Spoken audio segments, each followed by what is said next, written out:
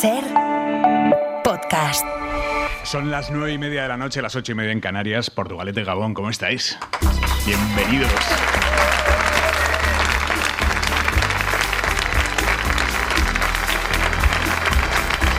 En la cadena SER, Hora 25, con Aimar Bretos. Y con la jefa de contenidos de la SER en Euskadi, Isabel León. Tal? Gabón, ¿cómo estás? ¿Qué pasa? Muy buenas. Ayúdame a explicar a los oyentes de la SER en toda España dónde estamos ahora mismo. Bueno, pues este es lugar privilegiado en el que estamos emitiendo esta noche, Hora 25. lugar para pintar y en el que vivir. Estamos frente al puente de Vizcaya, al puente colgante transbordador de peaje que une las dos márgenes de la ría desde hace 135 años. En julio será un añito más, ya 136. Estamos en una villa fundada 22 años después de Bilbao por otra Díez de Haro, su sobrina María, en un municipio de 45.000 habitantes, tierra de Lehendakaris, porque de aquí es y vive Patxi López, aquí vive Imanol Pradales y aquí... De aquí también vive el vicelehendakari y alcalde durante 4 legislaturas, que se dice pronto, que nos ha apuntado más de un dato en esta tarde, Miquel Torres. O sea que aquí está la pomada. Esto es Aquí se cuece. Es tierra de trainera, de jarrilleros y jarrilleras, por aquello de beber en jarras de barro el chacolí. Ah, que viene de ahí, lo de jarrilleros y jarrilleras. Claro, es tierra del Portu en segunda F. Ha jugado la Copa, ojo, cuidado, contra el Alavés. Yo creo que ahí finiquitó. Miquel, si no me equivoco, llegamos hasta ahí, ¿no? Bien. Y es tierra de fiestas grandes. Si puedes, este 14 de agosto, sí, no se te olvide acercarte a San Roque, porque si algo hay aquí, aparte del olor a ría, sí, y el sabor a mar, es un espíritu marinero por las calles de Portu que merece la pena. Siento la rima catar. Isabel León, embajadora de Portugalete.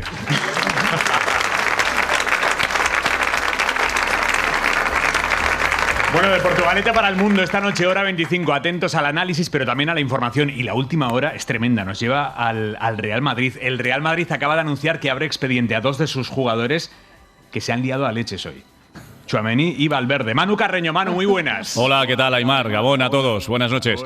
Pues sí, es el expediente informativo que abre ahora mismo el Real Madrid a 2 de sus jugadores después de que esta mañana se hayan peleado en el entrenamiento. Ya tuvieron ayer un conato de pelea, ayer en el mismo entrenamiento. Los 2 jugadores, Tchouaméni y Valverde, tuvieron que separarlos porque la temperatura subía demasiados grados. Así terminó la cosa con, bueno, pues hasta mañana. Hoy en el entrenamiento se han vuelto a ver las caras los 2, Tchouaméni y Valverde, y bueno, durante el entrenamiento ha habido bastante tensión, se cortaba la tensión en cada minuto, en cada entrada, y ha sido al acabar la sesión, después de que, según nos han contado, Tchouaméni en principio tendiese la mano para olvidar un poco todo lo de ayer y tal, pero sí, al parecer estaba bastante caliente Valverde, y bueno, pues al final han terminado marchándose a vestuario. Ahí es donde los 2 jugadores se han enganchado, con tan mala suerte que además Valverde se ha caído al suelo, se ha dado un golpe en la cabeza, le han tenido que llevar al hospital para atenderlo y darle unos puntos, y ahora mismo el Madrid ha hecho ese comunicado que decías, abre expediente informativo, veremos cuál es la decisión, dice el Madrid, que nos contará qué es lo que van a hacer. ¿Qué implica que les abran expediente? Bueno, esto puede ir desde una sanción económica hasta apartarlos del equipo X partidos y de los entrenamientos. Bueno, pues cualquier tipo de sanción será bienvenida. Yo creo que el Madrid tiene que actuar de manera ejemplar, porque esto sinceramente se está yendo de las manos. ¿Qué está pasando en ese vestuario, Manu? Claro, ten en cuenta que esto ha pasado hoy, que es ya lo más grave. Yo no recuerdo, Aimar, en un vestuario, pero no en el del Madrid. No recuerdo en un vestuario hace muchos años que 2 jugadores lleguen a las manos y protagonicen algo así, tan lamentable. Pero es que ayer estos 2 jugadores también se engancharon y tuvieron que separarlos, y esta semana también hemos conocido que tuvieron otro altercado parecido, Rüdiger y Carreras, reconocido por el propio Carreras en un comunicado que hizo. Así que la ausencia de liderazgo, la ausencia de autoridad y sobre todo pues la sensación de que aquí no hay nadie al volante, ¿no? Es una sensación de un vestuario bastante ingobernable, que veremos a ver quién es el que consigue poner el cascabel al gato. Pero insisto, ahora el Madrid debe ser tajante, inflexible, porque es lo de hoy, yo creo que la gota que colma el vaso. Pues es la última hora. El Real Madrid abre expediente a Valverde y a Tchouaméni. Manu Carreño, te escuchamos en el larguero. Adiós, un abrazo a todos. Chao, hasta luego. Bueno, cuando quieran reconciliarse, Valverde y Tchouaméni pueden venirse a Vizcaya a beber un chacolí y a brindar con él. Habéis visto cómo hilo, ¿eh? Sonia Pérez, buenas noches. Buenas noches. Diputada foral de Transportes, de Movilidad y de Turismo de Vizcaya. Gracias por acogernos, diputada. estar aquí. Nos están escuchando oyentes de toda España que ya conocen o que quieren venir a conocer Vizcaya y piensan en el Guggenheim, piensan en Urdaibai, piensan en Guernica, piensan en el puente colgante de Portugalete, pero quizá no piensan en el Chacolí como un tesoro turístico de Vizcaya. Posiblemente, bueno, pues hoy es una muy buena oportunidad para ello, para contar qué es el Chacolí. Desde luego, desde la Diputación Foral de Vizcaya es mucho más que un producto gastronómico, aunque sé que el resto también de invitados que me acompañan lo van a explicar bien y van a profundizar más en esa vertiente gastronómica, pero para nosotros, a través del Chacolí, podemos explicar y transmitir qué es Vizcaya, qué es el territorio, porque el Chacolí, como digo, transmite cultura, transmite tradición, nuestra propia identidad, refuerza la identidad local y trabajamos el Chacolí desde la vertiente más turística, que es a través del enoturismo. El enoturismo es bastante reciente en Vizcaya, pues llevamos 2 añitos trabajándolo, bueno, desde hace más tiempo, pero desde hace 2 años hemos apostado por un producto ya que le llamamos las rutas del Chacolí. Son unos corredores que atraviesan todas las comarcas de Vizcaya, porque efectivamente Vizcaya es mucho más que el Guggenheim y es mucho más que Bilbao. Tenemos todo, al final, unas comarcas preciosas que nos aportan mucha diversidad de recursos, costa, interior, naturaleza y, bueno, cultura. Entonces, a través del Chacolí, de ese producto, como digo, de las rutas del Chacolí, pues nos permite distribuir esos flujos turísticos, ¿no? Hablar de esa sostenibilidad también turística. La última vez que estuvimos usted y yo me decía que el turismo sostenible ya no sirve, o sea, que ya no nos tenemos que centrar tanto en no dejar huella, que es lo que se concibe como turismo sostenible, sino en que aquellas zonas en las que hagamos turismo queden mejor que como estaban antes de que llegáramos nosotros. Eso realmente es factible. Sí, lo estamos trabajando y le llamamos el turismo regenerativo. Va más allá de sostener. Sostener es efectivamente evitar impacto negativo. Regenerar es impacto positivo. Es decir, que a través del turismo, el turismo sea una herramienta valiosa para distribuir y generar esos beneficios en el territorio. Por ejemplo, el Chacolí es la mejor expresión del turismo regenerativo, porque gracias a trabajar el enoturismo, al final estamos también fijando población joven en el sector primario, en el entorno rural, estamos preservando tradiciones y cultura, estamos reforzando identidad local, estamos preservando también patrimonio natural y cultural. Eso es el turismo regenerativo y, sobre todo, estamos distribuyendo esos flujos, que no se queden siempre en las ciudades, en las urbes, que hay un entorno. Vizcaya realmente es naturaleza, es entorno rural. Diputada, ¿hace falta más turismo realmente? Este es un debate que tenemos en todas las ciudades desarrolladas. Yo vengo de Donosti, allí este debate lo tenemos que decir, que no cabe un turista más. Yo no sé, aquí en Vizcaya, ¿cómo lo están viviendo? ¿Realmente hace falta más turismo? Nosotros no trabajamos por volumen, siempre lo he dicho, trabajamos por calidad. Y no trabajamos porque venga turista a visitar recursos, sino a vivir experiencias y a vivir, integrarse con nosotros. Al final es un ciudadano temporal más. Que nos conozcan, que conozcan cómo somos, cómo convivimos, cómo vivimos en torno a una mesa, cómo la gastronomía es parte de nuestra identidad, nuestra historia industrial. El turismo industrial es otra de las facetas del turismo que trabajamos. Al final trabajamos por esa calidad, por esa sostenibilidad y por ese turismo regenerativo, con lo cual nunca vamos a competir por volumen, aunque haya margen para ello. Nosotros, sobre todo, lo que trabajamos es por ese turismo que nos redistribuya bien los beneficios en todo el territorio y en todas las comarcas. Ustedes están notando que Chacolí Vizcaya está haciendo marca dentro del imaginario de este selecto grupo de gente a la que le gusta mucho el vino y que viaja por el mundo para probar distintos tipos de vino. Sí, por supuesto, porque además es que el vino, como digo, no es solo un producto, es una experiencia. Y lo que ofrecemos con estas visitas a las bodegas, que la mayoría, por no decir todas, son pequeñitas bodegas familiares, donde muchas veces los propios propietarios son los que te enseñan la bodega y te enseñan cómo trabajan y la historia que hay detrás del Chacolí, de cada botella, porque cada botella tiene su historia.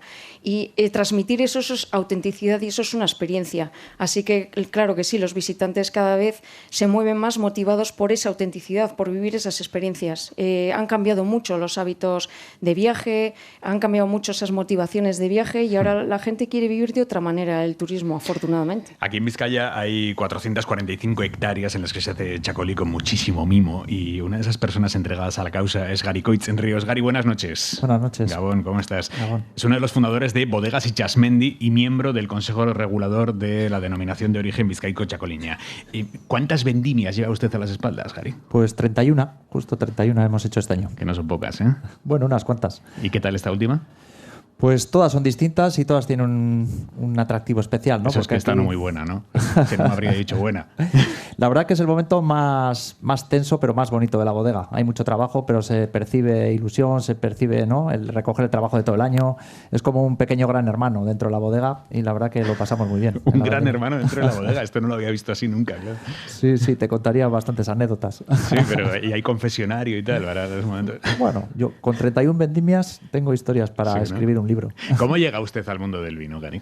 Pues bueno, siempre me ha gustado la agricultura, estudié ingeniería técnico-agrícola, tuve la suerte de que me contrataron para hacer un trabajo de selección masal de la variedad autóctona Landarrabi Suri durante 3 años, 3 meses al año por Vizcaya y por Guipúzcoa. Y ahí entré un poco en contacto con la viña, puse un pequeño viñedo y ha sido un camino sin retorno. Y hasta hoy, ¿no? Hasta hoy. Descríbanos qué ve usted desde su lugar de trabajo, desde su bodega. ¿Cómo no te entiendo? ¿Qué ve usted? El vino también es el paisaje donde se elabora el vino. Pues mira, y creo que usted es un privilegiado. Creo que sí. La verdad que allí el ver el bosque autóctono, el río, los pájaros, estamos en una reserva natural de Urdaibai, en estos días que está creciendo la viña, la hierba, con una rapidez de día en día se ve crecer y cambia el paisaje. Tenemos una variabilidad de paisaje de un día a otro increíble. La verdad que es un privilegio trabajar en el medio natural. El chacolí, que es mayoritariamente blanco, aprendí que no solo, pero mayoritariamente blanco, está viviendo ese auge de los blancos que se está dando en todo el mundo, porque la gente está empezando a beber cada vez menos tinto para pasarse a los blancos. ¿Eso está, digamos, dándole tracción al chacolí? Bueno, la atracción la hemos conseguido durante los 30 últimos años en el que había muy poquitos blancos. A mí siempre me dice la gente, qué privilegiados, que ahora está consumiendo más blanco la gente y vosotros hacéis blanco. Digo, ya, pero antes estábamos 3 haciendo y se consumía poco y ahora se consume más, pero hay todo el mundo hace blanco. Entonces, en este momento la competencia es mucho más grande que cuando comenzamos. ¿Y en qué se diferencia, para quien nos esté escuchando desde la otra punta del país, en qué se diferencia el chacolí de un vino blanco, de un rueda, de un godello? ¿En qué se diferencia? Pues tú lo has dicho, en el paisaje, ¿no? Yo creo que la presencia del mar Cantábrico, las postrimerías de los Pirineos, eso nos dan una ubicación geográfica, nos dan un clima, nos dan un carácter, nos dan una filosofía de vida que hacen que nuestros vinos sean diferentes, no mejores ni peores, pero que sí tienen una diferenciación muy grande con respecto a otras zonas de España. ¿El chacolí está en el lugar en el que usted cree que debería estar? Es decir, durante muchos años es verdad que el chacolí ha estado infravalorado. Sí. Pero yo no sé si eso se puede hablar ya en pasado. Antes se producía rechazo y ahora produce curiosidad. Yo utilizo siempre una frase que digo que nadie entiende el sentido de la vida si no sabe que plantar un árbol no va a disfrutar de su sombra. Y a nosotros nos está tocando plantar el árbol para que en el futuro la gente disfrute de la sombra, que va a ser grande y bonita. Pero ¿por qué ha estado infravalorado hasta ahora? ¿Cuál es el aspecto histórico que le ha llevado a ese punto? Bueno, las zonas pasan por momentos diferentes, ¿no? Y el siglo XX el chacolí pasó por un momento delicado, de casi abandono, de un complemento de otras actividades pues no profesionales y que producía ese rechazo porque la calidad era realmente baja. Pero a lo largo de la historia ha habido momentos difíciles, momentos de auge, momentos dorados y que es como en cualquier otra zona vitivinícola del mundo, ¿no? ¿Estuvo a punto de desaparecer?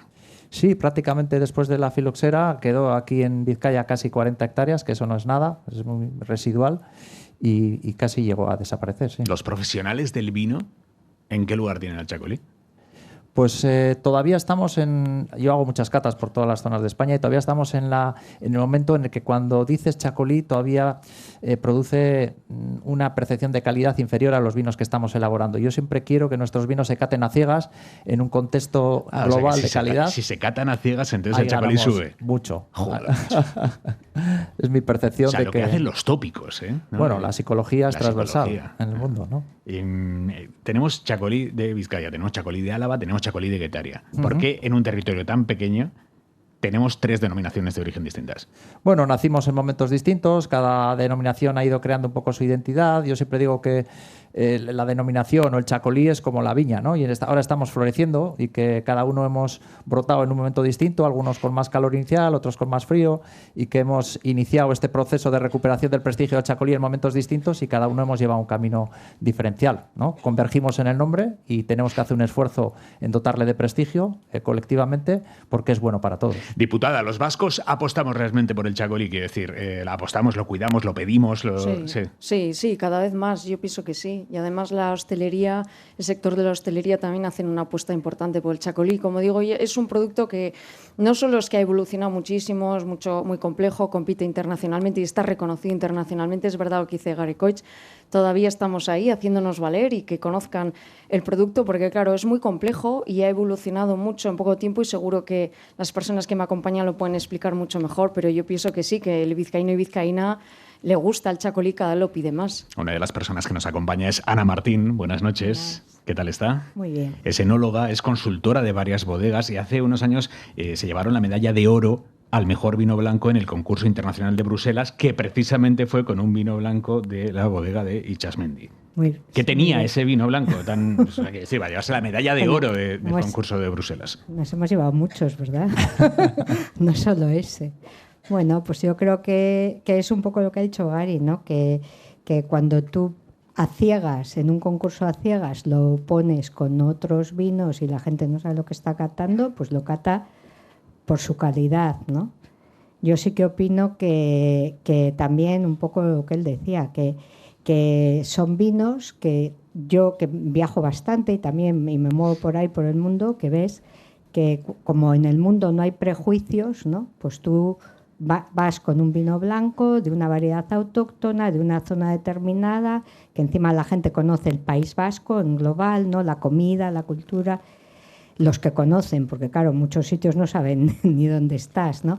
Y entonces eso sí que cuando tú lo pones a competir, con eso es, ¿cómo puede ser?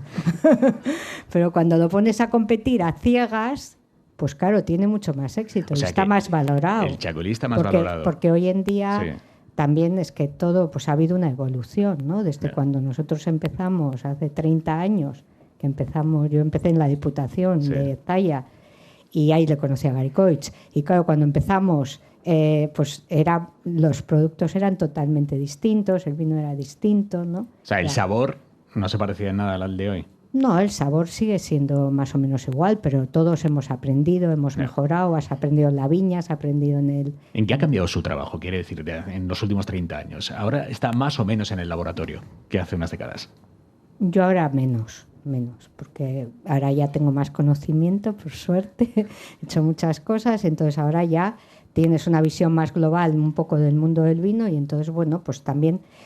como conoces muchas cosas, pues puedes opinar más, das más consejos, ves tendencias, ves lo que va pasando, ¿no? ¿Las tendencias las marca el consumidor con su gusto o las marcan los profesionales del sector? Esto es como la moda, hay 100 personas que deciden lo que vamos a vestirnos todos los demás, o las tendencias en el mundo del vino realmente las marcamos los consumidores de abajo hacia arriba.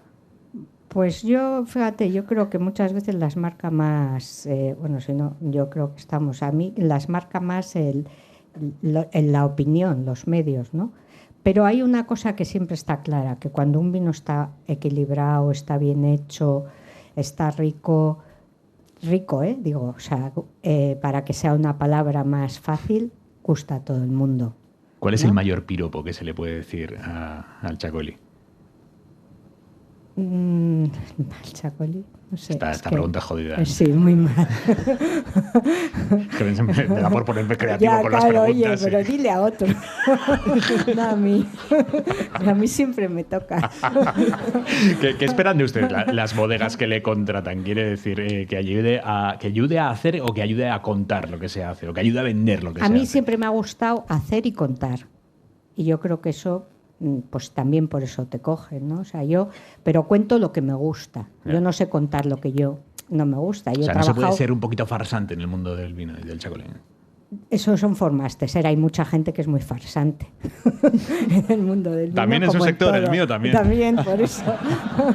Entonces te quiero decir que, bueno, pero que tú das la cara por algo, ¿no? Yo creo cuando te lo crees, ¿no? Y lo sabes, ¿no? Y yo creo que hoy en día el chacolí se puede dar la cara perfectamente, vamos. O sea, yo voy por ahí y a mí me enfada cuando la gente dice que es caro un chacolí, es que me enfada. ¿El chacolí se vende al precio al que se tiene que vender? ¿O se está vendiendo por debajo del precio? Por debajo del precio, sí, yo tengo claro. Explícame eso. Sí, bueno, Gary Koch sabrá que él es propietario, pero yo que lo veo, yo lo veo con esto y veo otros vinos, O sea, a mí cuando alguien te dice, ay, es que vale tanto, pero ¿cómo no va a valer en un clima que tenemos con este clima, con el poco sitio que hay, con la poca cantidad que hay?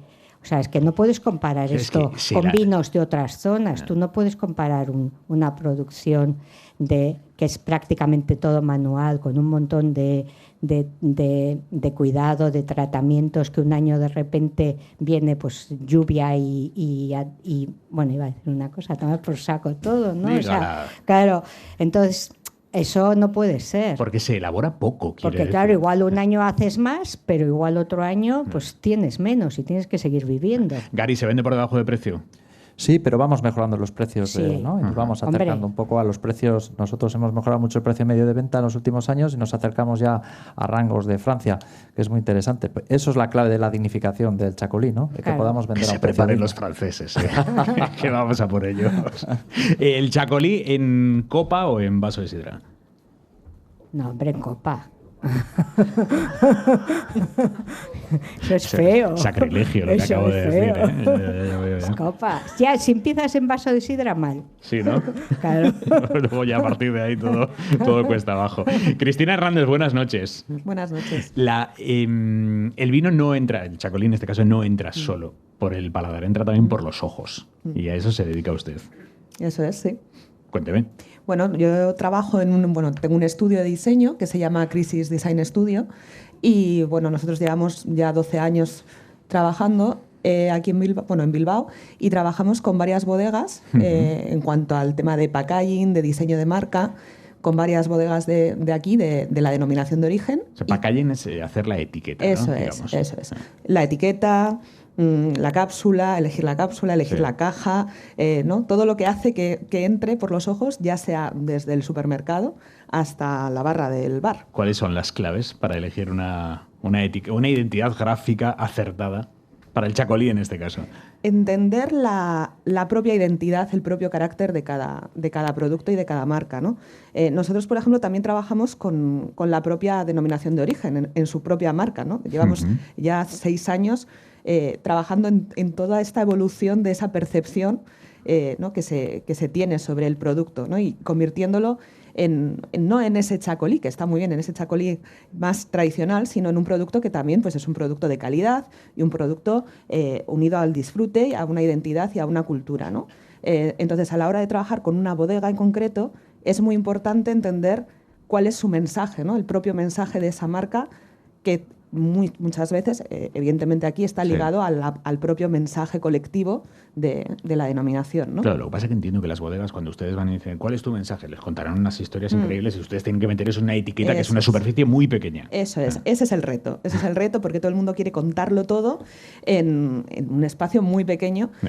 Hay un relato muy común y muy habitual aquí, y es lógico, porque ya se ha comentado, es muy importante y muy relevante, que es el territorio, ¿no? Entonces existe un rasgo bastante común aquí, es querer trasladar toda esa riqueza del territorio a través de esa etiqueta. No hay sitio para todo, ¿no? Entonces ese suele ser uno de los principales retos aquí. ¿Hay gustos comunes en el diseño? Sí. O sea, quiere decir, ustedes, por ejemplo, para una etiqueta de chacolí, ustedes apuestan por recursos sobrios, por colores muy vivos, ¿por qué apuestan?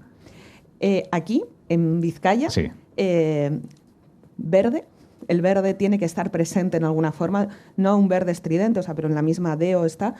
La conexión con el verde de Vizcaya, con el territorio, los recursos que lleven a esa naturaleza, a esa tierra. Y luego también se intenta reivindicar un poco esa elegancia a través de pues tonos más sobrios. Puede haber, en algunas ocasiones, algunas etiquetas con ilustraciones o recursos gráficos más, digamos, estridentes, pero se tiende a que sea algo más. Pero sin más pasarnos. sobre. Eso es. Somos eso vascos tampoco. es, lo loco tampoco vamos. Eso es. Aquí locuras así de colorinchus y eso no nos gusta. No. ¿Se puede hacer arte con una etiqueta de vino? Se puede hacer arte, aunque no suele ser el objetivo. O sea, se puede hacer arte, se puede incluir arte en una etiqueta. Desde el punto de vista, desde el sector del diseño, es un arte hacer etiquetas de vino. Sí. Pero realmente también existe, hay un objetivo, ¿no? Siempre digo, yo no me considero artista, yo soy diseñadora, ¿no? Entonces, el trabajo aquí tenemos que responder a muchas necesidades. ¿Y usted, Gary, se considera artista? O sea, ¿con el vino se puede hacer arte? Bueno, alguna gente sí lo considera, ¿no? La definición de arte es bastante ambigua. Yo no me considero artista, me considero un amante de la naturaleza y transformar un producto que te da la tierra en algo que hace feliz a la gente. Y eso es bonito, ¿no? Cristina, ¿con el diseño de las botellas también se puede jugar? Se puede jugar muchísimo. O sea, todos son elementos. Además, una de las cosas que más me gusta a mí personalmente es intentar sacar partido de esos elementos que igual no pasan más desapercibidos, ¿no? Como puede ser la parte de atrás de la etiqueta, ¿no? Esa parte, ¿no? esa olvidada, ¿no? Todos aquí el frontal y de repente tú coges una etiqueta por detrás y te puedes encontrar cosas terribles. Pero también puedes tanto como terribles. Sí, porque no todo el mundo considera que eso es importante, pero ahí tienes una prolongación, tienes ese espacio donde puedes contar algo más, ¿no? Entonces, darle cariño a cada uno de los elementos puede crear algo diferente, ¿no? Buscar conexión entre las propias formas de las etiquetas, las cajas. O sea, hay un montón de cosas que ¿Se rediseña la etiqueta de un vino pensando dónde se va a consumir? Porque no es lo mismo que se consuma en un bar o que se consuma en un restaurante de estrella Michelin. ¿Se rediseña la etiqueta? Sí. ¿En serio? Sí, se puede llegar al final también hay posicionamientos, ¿no? Desde la propia bodega de cómo te quieres presentar, ¿no? Y si hay un objetivo de presentar un vino como más gastronómico, más de mesa, tienes que tener un traje, o sea, igual que te vistes para una ocasión u otra, tienes que tener el traje de mesa. Si tienes que competir en una barra, ¿no? Ser llamativo y tal, ahí también tienes que ponerte el traje de estamos en una barra y lo que quieres transmitir en cada momento. Es exactamente igual. Diputada, si tuviéramos que hacer la etiqueta de turismo de Vizcaya, ¿qué meteríamos en esa etiqueta? Pues sobre todo lo que he dicho antes, la diversidad que tenemos, que lo tenemos todo en muy poco territorio. Tenemos costa, tenemos interior, tenemos turismo rural, turismo activo, turismo industrial, tenemos gastronomía, tenemos el enoturismo y todo eso en muy poco territorio, y eso es lo que nos posibilita pues dar a conocer cómo somos, que nos vengan a visitar para, bueno, que formen parte, ¿no? de cómo vivimos, de nuestra forma de sentir, de ser, y cómo disfrutamos con las cosas y sobre todo cómo cuidamos, ¿no? Nuestro entorno natural, que no seríamos nada si no lo cuidamos. Están escuchando ahora en torno a 1 millón de personas en toda España, por si quiere invitarles a que vengan. Todos juntos no, ¿eh? Que son dosificados. Eso, por Dios. Sí, lo bueno que tiene el enoturismo también es que nos permite atraer visitantes durante todos los meses del año, o sea que no hace falta tampoco que vengan todos en época estival. Que se coordinen. Descentralizar. Sonia Pérez, Garicoit Ríos, Ana Martín, eta Cristina Hernández, muchísimas gracias a los 4. Hora 25, esta noche desde Portugalete. En la mesa del análisis, esta noche aquí en Portugalete conmigo, Jesús Maraña. Buenas noches, Maraña. Hola, muy buenas María Eugenia noches. Rodríguez Palop, ¿cómo Hola, estás? Y hola, Marisol muy bien. Hernández, muy buenas noches. Hola. Actualidad del jueves 7 de mayo, atravesada completamente por el virus, el brote del hantavirus en el barco que se dirige ahora mismo hacia Canarias. El director general de la Organización Mundial de la Salud, Tedros Adhanom, ha lanzado hoy un mensaje, esta tarde, un mensaje de tranquilidad a la ciudadanía de Canarias en concreto y de España en general, insistiendo en que el riesgo para la población por la llegada del crucero de brote de hantavirus es bajo, dice. El barco está ahora navegando hacia las Islas Canarias y confiamos en la capacidad de España para gestionar este riesgo, para el que les estamos apoyando. Una vez más, evaluamos el riesgo para la población de las Islas Canarias como bajo.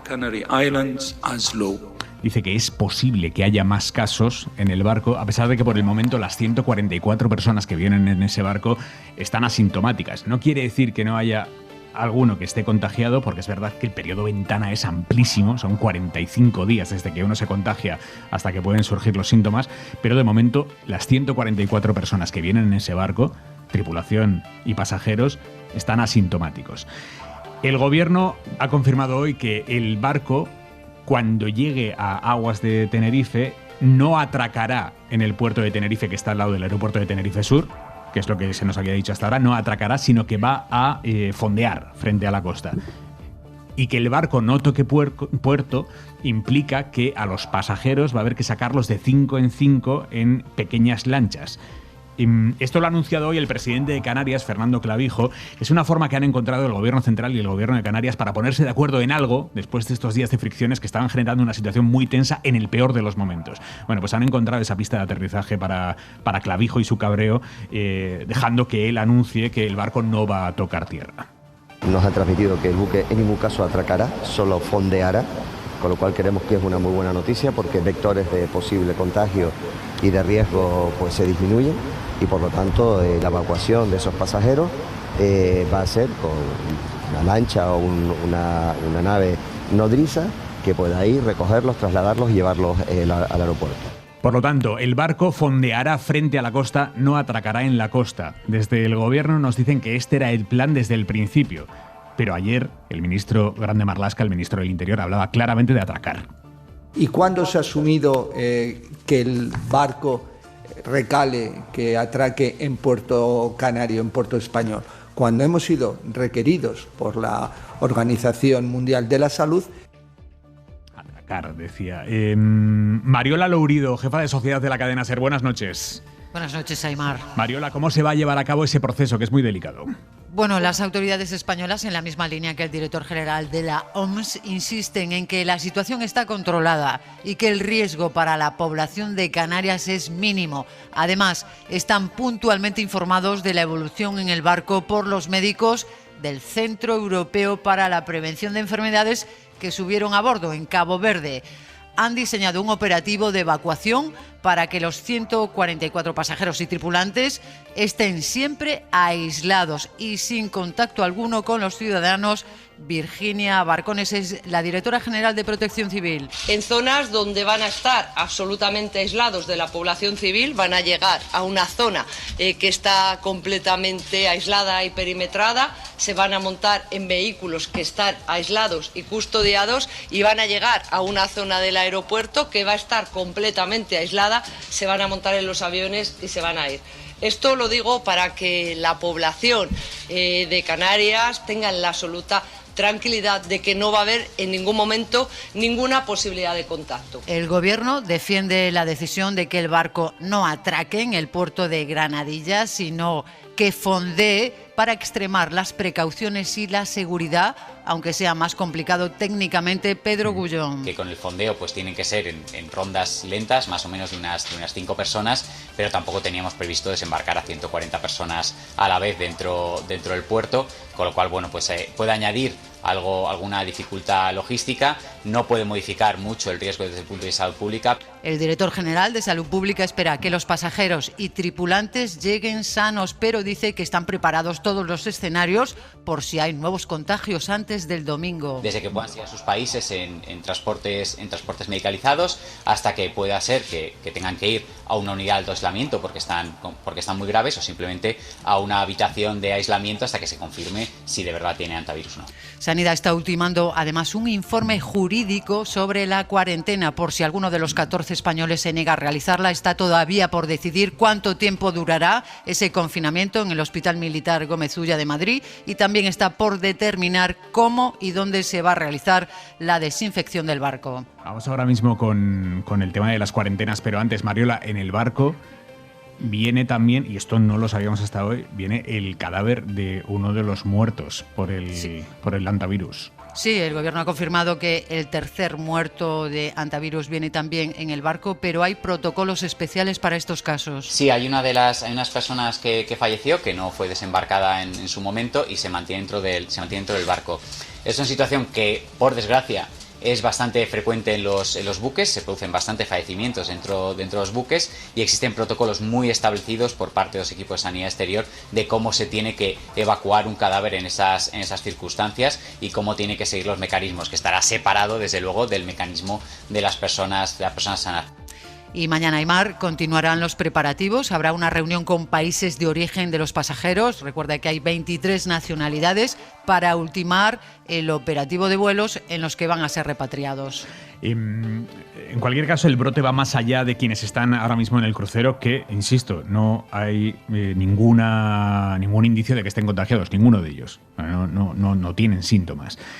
La naviera ha reconocido hoy por primera vez que 29 personas se bajaron del crucero en una parada que hizo el barco en la isla de Santa Elena, en la mitad del Atlántico, el 24 de abril, cuando ya había un muerto. Cuando ya se les había comunicado que había un muerto, cogieron en esa parada, se bajaron 29 personas y cogieron el primer avión a sus países de origen. Todos esos pasajeros se bajaron y se fueron diseminando por el mundo, incluyendo la mujer del hombre muerto. La mujer voló desde la isla de Santa Elena a Johannesburgo y ahí intentó coger un avión hasta su país, a Países Bajos. La señora se montó en ese avión, estaba tan mal ya en ese momento, que a la hora, antes de despegar, la bajaron. Esa señora a los 2 días murió. Pero hoy hemos sabido que una azafata de ese vuelo está ingresada en un hospital de Países Bajos. Esto es si se confirma que está contagiada, porque tiene síntomas, todos los síntomas de tener el hantavirus, no está confirmado, no ha dado positivo todavía, está en el laboratorio. Si se confirma que esa mujer, esa azafata, está contagiada, este sería un caso muy delicado, porque hasta ahora es verdad que se asumía que el contagio era solo cuando había un contacto muy, muy estrecho entre 2 humanos. Y en este caso estamos hablando de una azafata del avión. Es verdad que no sabemos qué contacto tuvo. Si tuvo un contacto físico, si le ayudó a moverse, si cogió un vaso que había tocado no tenemos ni idea. Y eso la investigación lo tendrá que determinar. Pero es verdad que lo único que sabemos es que hay una azafata que en principio no es un contacto muy estrecho de esa mujer y que está ingresada con síntomas compatibles con el hantavirus. Esta noche le han preguntado a la ministra de Sanidad en redes sociales, le ha preguntado a una usuaria, le dice: ministra, pregunto desde la ignorancia, ¿por qué todos los expertos dicen que no hay riesgo de pandemia y que el contagio es bajo, pero de 152 personas ya ha habido 8 infectados? Y esa cifra no cuadra con riesgo bajo. Esto le ha preguntado la usuaria en redes sociales y la ministra ha contestado. Porque esas 52 personas llevaban semanas conviviendo en un espacio cerrado, que es el barco, un espacio reducido, como son los camarotes, y zonas comunes de un barco, donde las condiciones de exposición son muy distintas a las de la vida cotidiana en tierra firme. Y además todo apunta a que algunos de los contagios se produjeron durante una actividad concreta que realizaron conjuntamente antes de que aparecieran los síntomas, donde probablemente ocurriera la exposición de ese virus.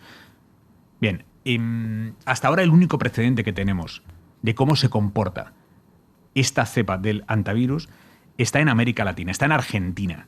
Se dio entre 2018 y 2019 un brote en el que hubo varios contagios a raíz de una fiesta de personas que no eran contactos especialmente estrechos. Y ese brote se analizó y el coautor del estudio sobre ese brote es Gustavo Palacios, que es virólogo y es profesor de microbiología en la Escuela de Medicina Monte Sinaí de Nueva York. Señor Gustavo Palacios, buenas noches. Buenas noches, encantado de conocerle. ¿Nos está escuchando? Sí, sí. Bueno, pues vamos a hacer que nos escuche en los próximos minutos. Vamos a intentar mantener esa conexión con Nueva York. Señor Gustavo Palacios, ¿ahora sí? ¿Me escucha bien? Perfectamente. ¿Usted a mí? Yo sí, perfectamente, lo escuchaba antes. Perfecto. Conexión establecida desde Portugalete a Nueva York. Señor Palacios, ¿en qué situaciones se contagiaron esos pacientes, los pacientes de ese estudio? Bueno, como vos estabas representando, este estudio sucedió en diciembre de 2018-2019. Fue un estudio que empezamos junto con mi alma mater, el Instituto Malbrán en Buenos Aires, a partir de una experiencia anterior. En realidad, el primer brote de Andes virus, en donde se postuló que había transmisión a personas fue en el año 1996-97, un añito luego del descubrimiento del virus. Y en ese caso lo que observábamos es que digamos, la epidemiología de los datos del brote no coincidía con lo que se conocía anteriormente acerca de los hantavirus. Que era que había solamente transmisión de un rodent a un humano. En ese primer brote no había las herramientas para hacer el estudio.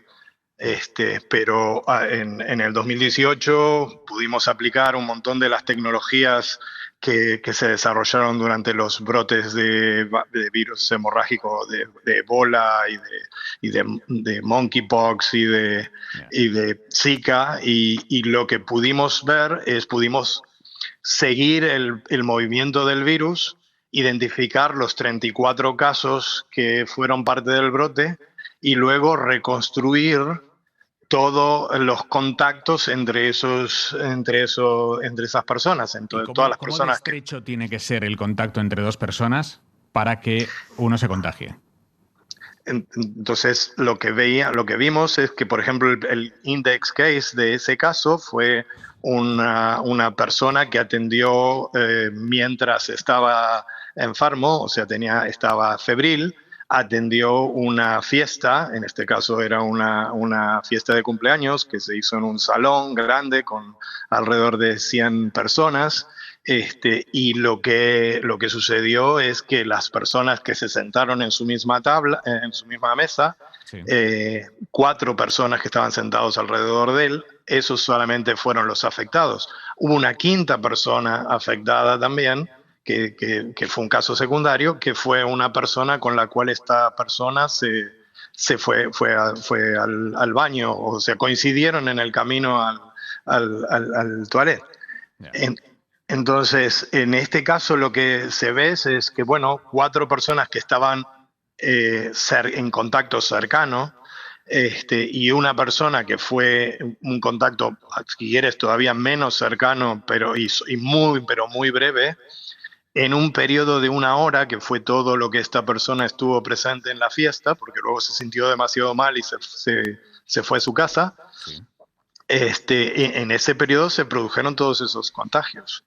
¿El contagio es como el coronavirus, que uno contagia a otro, ese otro contagia a otro y así sin parar? ¿O aquí a la segunda o la tercera fase eso deja de contagiar ya, pierde potencia? Sí, es exactamente como vos lo describís. En realidad, si tomamos toda la casuística de Andes virus y la enfermedad que provoca, que se llama síndrome pulmonar por hantavirus, habrá 3.000 casos en la historia desde que se descubrió, y de esos 3.000 habrá 300 que son casos de transmisión secundaria, y de esos 350, que son los de estos 2 brotes que te acabo de describir, esos 50 son los que hay múltiples pasajes del virus.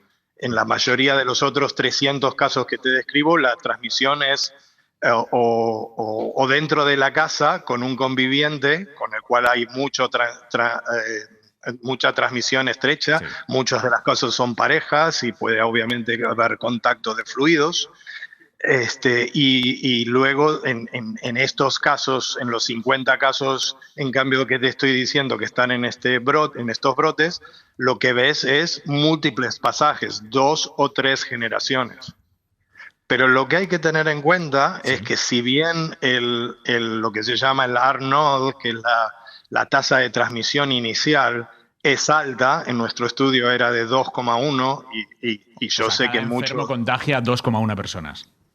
Exactamente. Esa tasa que se supone que es muy alta y mucha gente la compara con otros patógenos, sí. En realidad, una vez que se implementaron medidas de aislamiento muy leves, esencialmente fue solicitar que la gente que eran obviamente los casos o que los contactos de los casos no atendieran, se aislaran de alguna manera, para que no atendieran reuniones y reuniones sociales. Con esa medida no fue necesario hacer ninguna otra cosa. Con esa medida el R0 disminuyó debajo de 1 y el brote se terminó. Señor Palacios, la pregunta que se está haciendo aquí todo el mundo es, ¿esto tiene potencial pandémico como el coronavirus? ¿Podemos vernos en otra igual que hace 6 años o no? Yo creería, en base a la experiencia anterior, que no hay ninguna posibilidad de una pandemia. De todas maneras, digamos, hemos aprendido de que en realidad en salud pública es preferible decir siempre que las cosas que se van a ir cambiando de acuerdo a lo que vayamos aprendiendo. Si dentro de una semana tenemos otro número de casos en todos los países afectados, obviamente voy a tener una respuesta diferente. Gustavo Palacios, virólogo, muchísimas gracias. Buenas noches. Buenas noches. Gracias. Tenemos una noticia política de esta tarde-noche. Es que el presidente del gobierno ha llamado al presidente de Canarias y han mantenido una conversación telefónica en el marco de la colaboración institucional que es más necesaria que nunca ahora mismo, y que es verdad, Marisol, que en los últimos 2 días habíamos visto que amenazaba con resquebrajarse por ese cabreo que tenía y que además se encargaba de dejar claro el presidente de Canarias. Sí, es que la verdad es que han sido unos días de muchísima confusión, ¿no? Y yo creo que algunas de las cosas que han pasado eran absolutamente evitables. Entre ellas, desde luego, la tensión que se ha vivido con el presidente canario, con Fernando Clavijo, ¿no? Que además no es un dirigente normalmente que hiperventile demasiado, es un hombre con un discurso bastante moderado, ¿no? Pero yo creo que aquí ha habido un pecado original, que es que el gobierno inicialmente no se mostró partidario de que el crucero llegara a Canarias, no porque no quisiera, yo creo que se trasladó más la información, sino porque era un proceso en evolución. La Organización Mundial de la Salud tenía pendiente todavía tomar una decisión. Al final es cuando deciden que tiene que ir al puerto más cercano, que es Canarias. Desde luego el gobierno español no pone ningún tipo de pega, total colaboración, pero en ese proceso yo creo que se ha fallado en la coordinación. Era difícil todavía coordinar cuando no sabes qué va a pasar, ¿no? Ni a qué te expones, pero al menos ser cuidadoso con las formas, ¿no? Haber mantenido una conversación más fluida con el presidente canario, haberle mantenido más informado, no que, por ejemplo, la ministra Mónica García le llamara antes de la rueda de prensa cuando ya vas a dar a conocer todos los datos en una comparecencia pública. Yo creo que ha fallado ahí un poquito la coordinación, pero más en el tema de tacto que otra cosa. Maraña y Palop. Bueno, a mí me parece que es mucho más difícil coordinar en ciclo electoral. Es decir, en cuanto hay elecciones por medio o a la vista, las posiciones y la comunicación de esas posiciones en cualquier debate o en cualquier situación en la que tienen o deberían ponerse de acuerdo distintas instituciones, se dificulta mucho, lo sabemos, y es así históricamente. Y luego yo siempre reivindico que se analice quién pone más trabas o quién comete errores y rectifica, ¿no? Que a mí me parece fundamental, ¿no? Porque volvemos a enfrentarnos a una situación en la que nadie sabe demasiado, por no decir no sabemos nada. Esto que nos acaba de decir uno de los mayores expertos en este virus, que nos ha dicho, ahora te diría que no, claro, pero la semana que viene pues claro, te voy contando. Y lo hace con todo el rigor científico, seguramente. Es decir, que es que no podemos... yo recuerdo siempre... En la etapa del confinamiento del COVID, escribió un artículo Daniel Innerarity del que yo me quedé con una frase que repito mucho, que es cuando decía ni los científicos saben tanto como creemos, ni los políticos pueden tanto como ellos creen. Entonces, en este binomio nos movemos y afrontamos pues un nuevo virus, entre comillas, nuevo para nosotros, ¿no? Por eso sí me parece importante, igual que esta conversación que has tenido, he leído algunos otros responsables de investigación de algunos brotes de este mismo virus, pues en Chile, por ejemplo, ¿no? En 2019. Me parece muy interesante y hay una coincidencia entre los dos, que es ese dato, yo considero que es un dato ya después de todos los estudios que han hecho de los distintos brotes que ha habido, que coinciden, que es que el contagio es menor a 1, ¿no? No. Y eso impide la posibilidad de que surja una pandemia. Dicho esto, yo no he dicho nada. Palop. Porque no sé nada.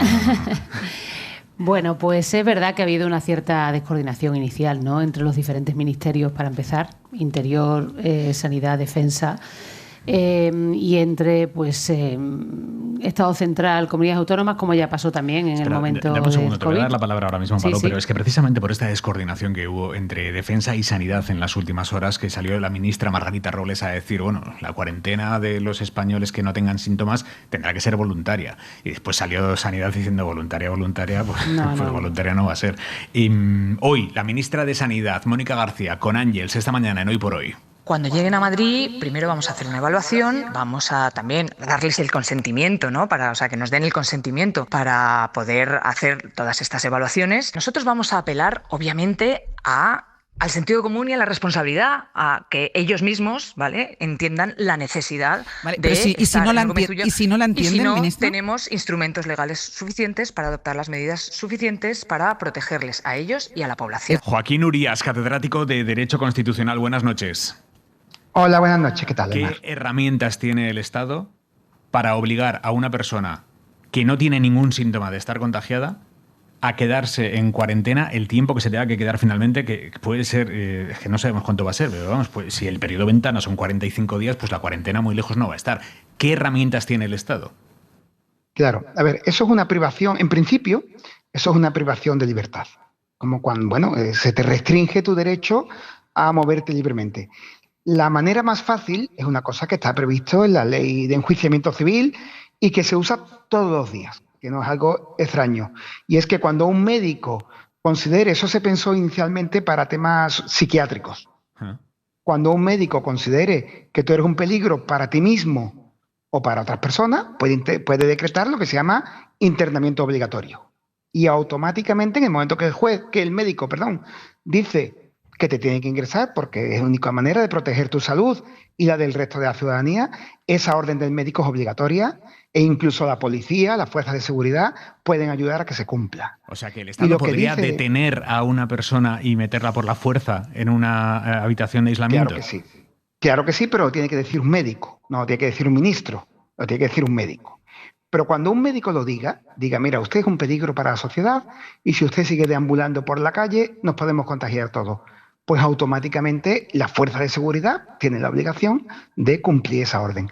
Lo que pasa es que nuestro sistema es muy garantista y entonces en las 24 horas siguientes esa orden del médico hay que comunicársela a un juez y en los 3 días siguientes, 72 horas, el juez tiene que ratificarla o no ratificarla. Con lo cual, al final, pasados 3 días, quien decide es un juez. Pero el juez decide sobre los informes médicos.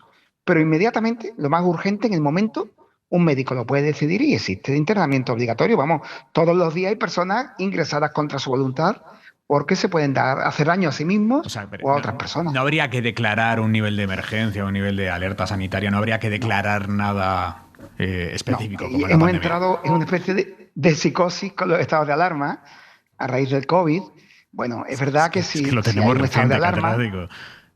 Claro, pero si hay un estado de alarma, el gobierno, las autoridades, las comunidades autónomas, la administración pública, pueden decidir medidas restrictivas de estos derechos. Y se puede decidir confinamiento, que nadie salga de su casa, etcétera, etcétera. Pero no hay que llegar a esto, en un caso tan pequeño, y además es que no es raro. Es que cualquiera que tenga un familiar que tenga problemas psiquiátricos o que, incluso algunos casos de adolescentes con anorexia terrible, cualquiera que haya sufrido esto en su casa sabe que un médico puede obligar a un internamiento y ese internamiento es legalmente obligatorio. En esos casos, catedrático, esa persona está claramente inhabilitada para tomar decisiones sobre sí mismo cuando tiene un problema mental de semejantes dimensiones, pero en este caso estamos hablando de gente que en principio tiene todas las capacidades para tomar una decisión. A pesar de eso, se le puede meter por la fuerza ahí. Claro, porque son un peligro o para ellos o para otras personas. Quiero decir, quien no acepta una cuarentena no está valorando las cosas como tiene que valorarla. Quiero decir, no solamente el peligro para sí mismo. He puesto de ejemplo porque la ley está hecha sobre todo para problemas psiquiátricos. Pero claro, cualquier persona que es un peligro para los demás no es capaz de valorar el peligro. Dice, no, yo estoy bien, voy a mi casa. Oiga, no. Usted puede ser un peligro grave, luego no es usted quien decide y es un médico quien lo decide, ratificado por un juez. Con lo cual, al final, en 3 días tenemos una decisión que es un juez el que dice, mire, lo que ha dicho el médico es razonable, hay argumentos suficientes y se le priva a usted de libertad por el tiempo necesario. Joaquín Urías, catedrático, muchísimas gracias. Buenas noches. Gracias a vosotros, buenas noches. Ya verás, Palop, que como pase eso, va a haber 5 empanados en la puerta gritando: el sanchismo está quitándole la libertad. Pero eso no lo dudes. Vamos, está cantado. Complementando lo que dice Joaquín, en este caso, que sería un caso de salud pública, además está la ley orgánica del 86, del artículo 1 al 3, establece la posibilidad de restringir las libertades en estos casos, siempre que sea de una manera proporcional, se demuestre que es necesario y esté limitada en el tiempo. Y además está amparado en el artículo 43 de la Constitución. O sea que esto sí que se podría hacer. Cuando la ministra de Defensa ha dicho lo del consentimiento informado, tampoco está equivocada, porque de todas formas, incluso en estos casos, hace falta un consentimiento informado, pero no para decir sí o no a la cuarentena, que te la vas a comer de todas maneras, sino que tienes que decir sí o no a ciertos tratamientos que pueden afectar a tu integridad física. Es para eso, para lo que es el consentimiento informado, no para decir sí o no a la cuarentena. Si se determina que hay un caso de salud pública, como puede ser que tú contagies a otros o puedas contagiar a otros, incluso aunque seas asintomático, entonces se te pueden restringir las libertades. Eso sí, tiene que ser ponderado. Después, es verdad que ese ciudadano o ciudadana puede recurrir a un juez y tiene que haber un control judicial si es que se determina de esa manera. Pero este caso está amparado desde el punto de vista legislativo. El PP está buscando su lugar en esta crisis, en el punto exacto de hacer oposición al gobierno, pero entendiendo que hay un virus. Es una situación compleja. Feijóo, esta tarde-noche, ha pedido que se hagan públicos los nombres de los expertos que están gestionando la crisis. Laura Bermejo, buenas noches. Buenas noches. Y Feijóo recupera uno de los argumentos del PP durante la pandemia del COVID, la supuesta falta de técnicos sanitarios en la toma de decisiones. Queremos conocer los documentos sanitarios que avalen cada decisión y queremos conocer la opinión de los expertos y el nombre de los expertos que han contado con ellos para gestionar esta crisis. A Feijóo se le han adelantado esta mañana desde México, marcando el paso, pero él dice que quiere liderazgo y certezas. Nuestro país necesita que alguien ejerza el liderazgo cuando hay una crisis. Mucho más después de lo que hemos vivido en el COVID, cuando necesitamos certezas y cuando, lamentablemente, el gobierno no las ofrece. Hablaba Feijóo esta tarde desde el puerto de Santa María, donde también ha pedido al Gobierno lealtad institucional en un momento tan delicado.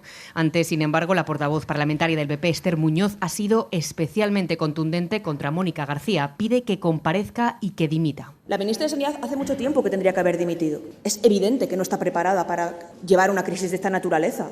No está capacitada ni siquiera para desconvocar una huelga de médicos. No está preparada. Y a este tono se suma el de Vox, Santiago Abascal, que acusa a Pedro Sánchez de ser capaz de crear una pandemia. Pedro Sánchez no tiene ningún solo escrúpulo y que es capaz incluso de provocar una epidemia con tal de que no se hable de la ciénaga de corrupción que preside. El antivirus Aymar ya ha entrado de lleno en la bronca política. Maraña. Pues, ¿qué quieres que te diga? No, hombre, que es de toda lógica, ¿no? Pedro Sánchez montó el crucero, organizó el crucero. Luego las ratas, tal, todo. Es decir, tenemos un problema serio, ahora ya hablo en serio, es el virus del descrédito, del negacionismo, de la intencionalidad populista, de todo eso que rodea pues lo que está condicionando absolutamente el clima político, ¿no? Y en eso vale todo, ya sabemos que vale todo. Y nos reímos, pero esas cosas calan y al final se siembra, no digo ya la sospecha sobre algo que parece aparentemente absolutamente ridículo, ¿no? Pero sí lo que intentan siempre, que es deslegitimar, es deshumanizar, es,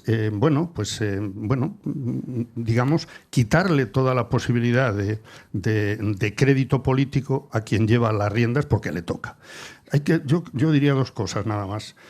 No creo que haya otro gobierno ahora mismo en el mundo, por lo menos en Europa, con más experiencia en gestión de crisis, para bien y para mal. Pero experiencia, toda.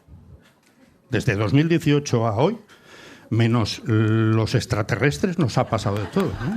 Esto que nos han anunciado tantas veces los mismos que niegan el cambio climático, bueno, esto todavía no ha llegado. Pero lo demás, este gobierno se lo ha comido todo. Por lo tanto, alguna experiencia tiene. Marisol. Bueno, es cierto que lo de Vox nos produce hilaridad a todos, ¿no? Pero tiene mucho peligro. Y tiene mucho peligro porque estábamos hablando hace un momento de personas que en un momento dado puedan no querer someterse a un confinamiento y que haya que obligarlas, ¿no? Y esto, pues es que ya lo hemos vivido, no solo con el confinamiento, ¿no? Las dudas, ¿no? La ola que hubo a nivel mundial contra, según incluso decía Ayuso, contra nuestras libertades, ¿no? Es que además hubo gente que no se quiso vacunar. No se quiso vacunar, que murió incluso, que contagió a sus seres cercanos y que llegó a pagar para falsificar la vacuna. Entonces, el discurso de Vox en estos temas es muy, muy peligroso. Y luego yo creo que Feijóo se equivoca con lo que ha mantenido hoy, porque para mí es una vía sin salida, ¿no? No está España gestionando directamente la crisis, ¿no? Hay elementos supranacionales, está la Organización Mundial de la Salud, está la Comisión Europea, hay un sistema europeo de protección civil. Entonces, el pedir los expertos, los informes, no sé, me parece como provinciano incluso, ¿no? Yo creo que tendría que elevarse y, en todo caso, oye, ha habido fallos, ¿no? Se han subsanado, pero ha habido fallos de coordinación, hay fallos en el mensaje del gobierno. Me parece que sería más entendible por la opinión pública que se centrara en esos temas y no pues empezar a pedir informes y nombres de expertos. Palop. Bueno, lo peor que nos puede pasar es que acabemos escuchando pues a esta gente que es evidente que hace un uso partidario, oportunista y electoralista de absolutamente todo, y que se está aprovechando de un miedo que puede estar justificado, o sea, que puede haber motivos de preocupación y se aprovechan de esto, bueno, pues para colar unos goles que son absolutamente infumables, ¿no?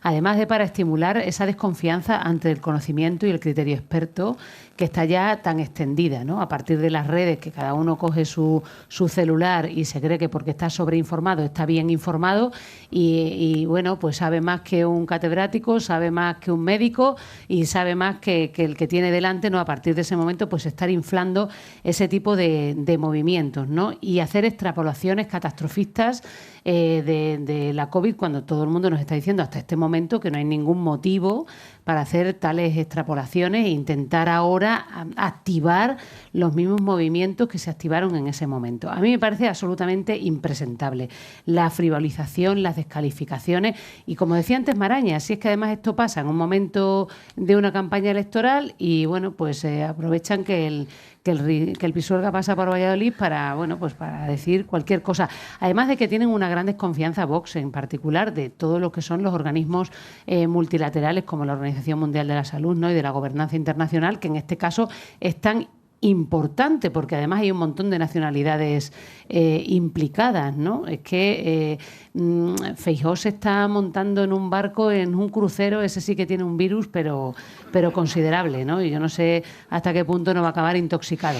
Pero no se les ocurre nada bien. Marisol. Pero no tengo yo claro que si sería distinto ni la posición de Vox ni la posición de Feijóo si no estuviéramos en la campaña de las andaluzas, que yo creo que hubieran dicho absolutamente lo mismo en cualquier circunstancia, en un periodo incluso valle. Seguro. No, yo cuando decía lo del ciclo electoral me refiero más a lo que ha ocurrido con el tema del gobierno canario y la descoordinación entre los gobiernos, que yo creo que efectivamente se podría haber hecho mejor. ¿La insistencia de Clavijo diciendo que no venga el barco aquí?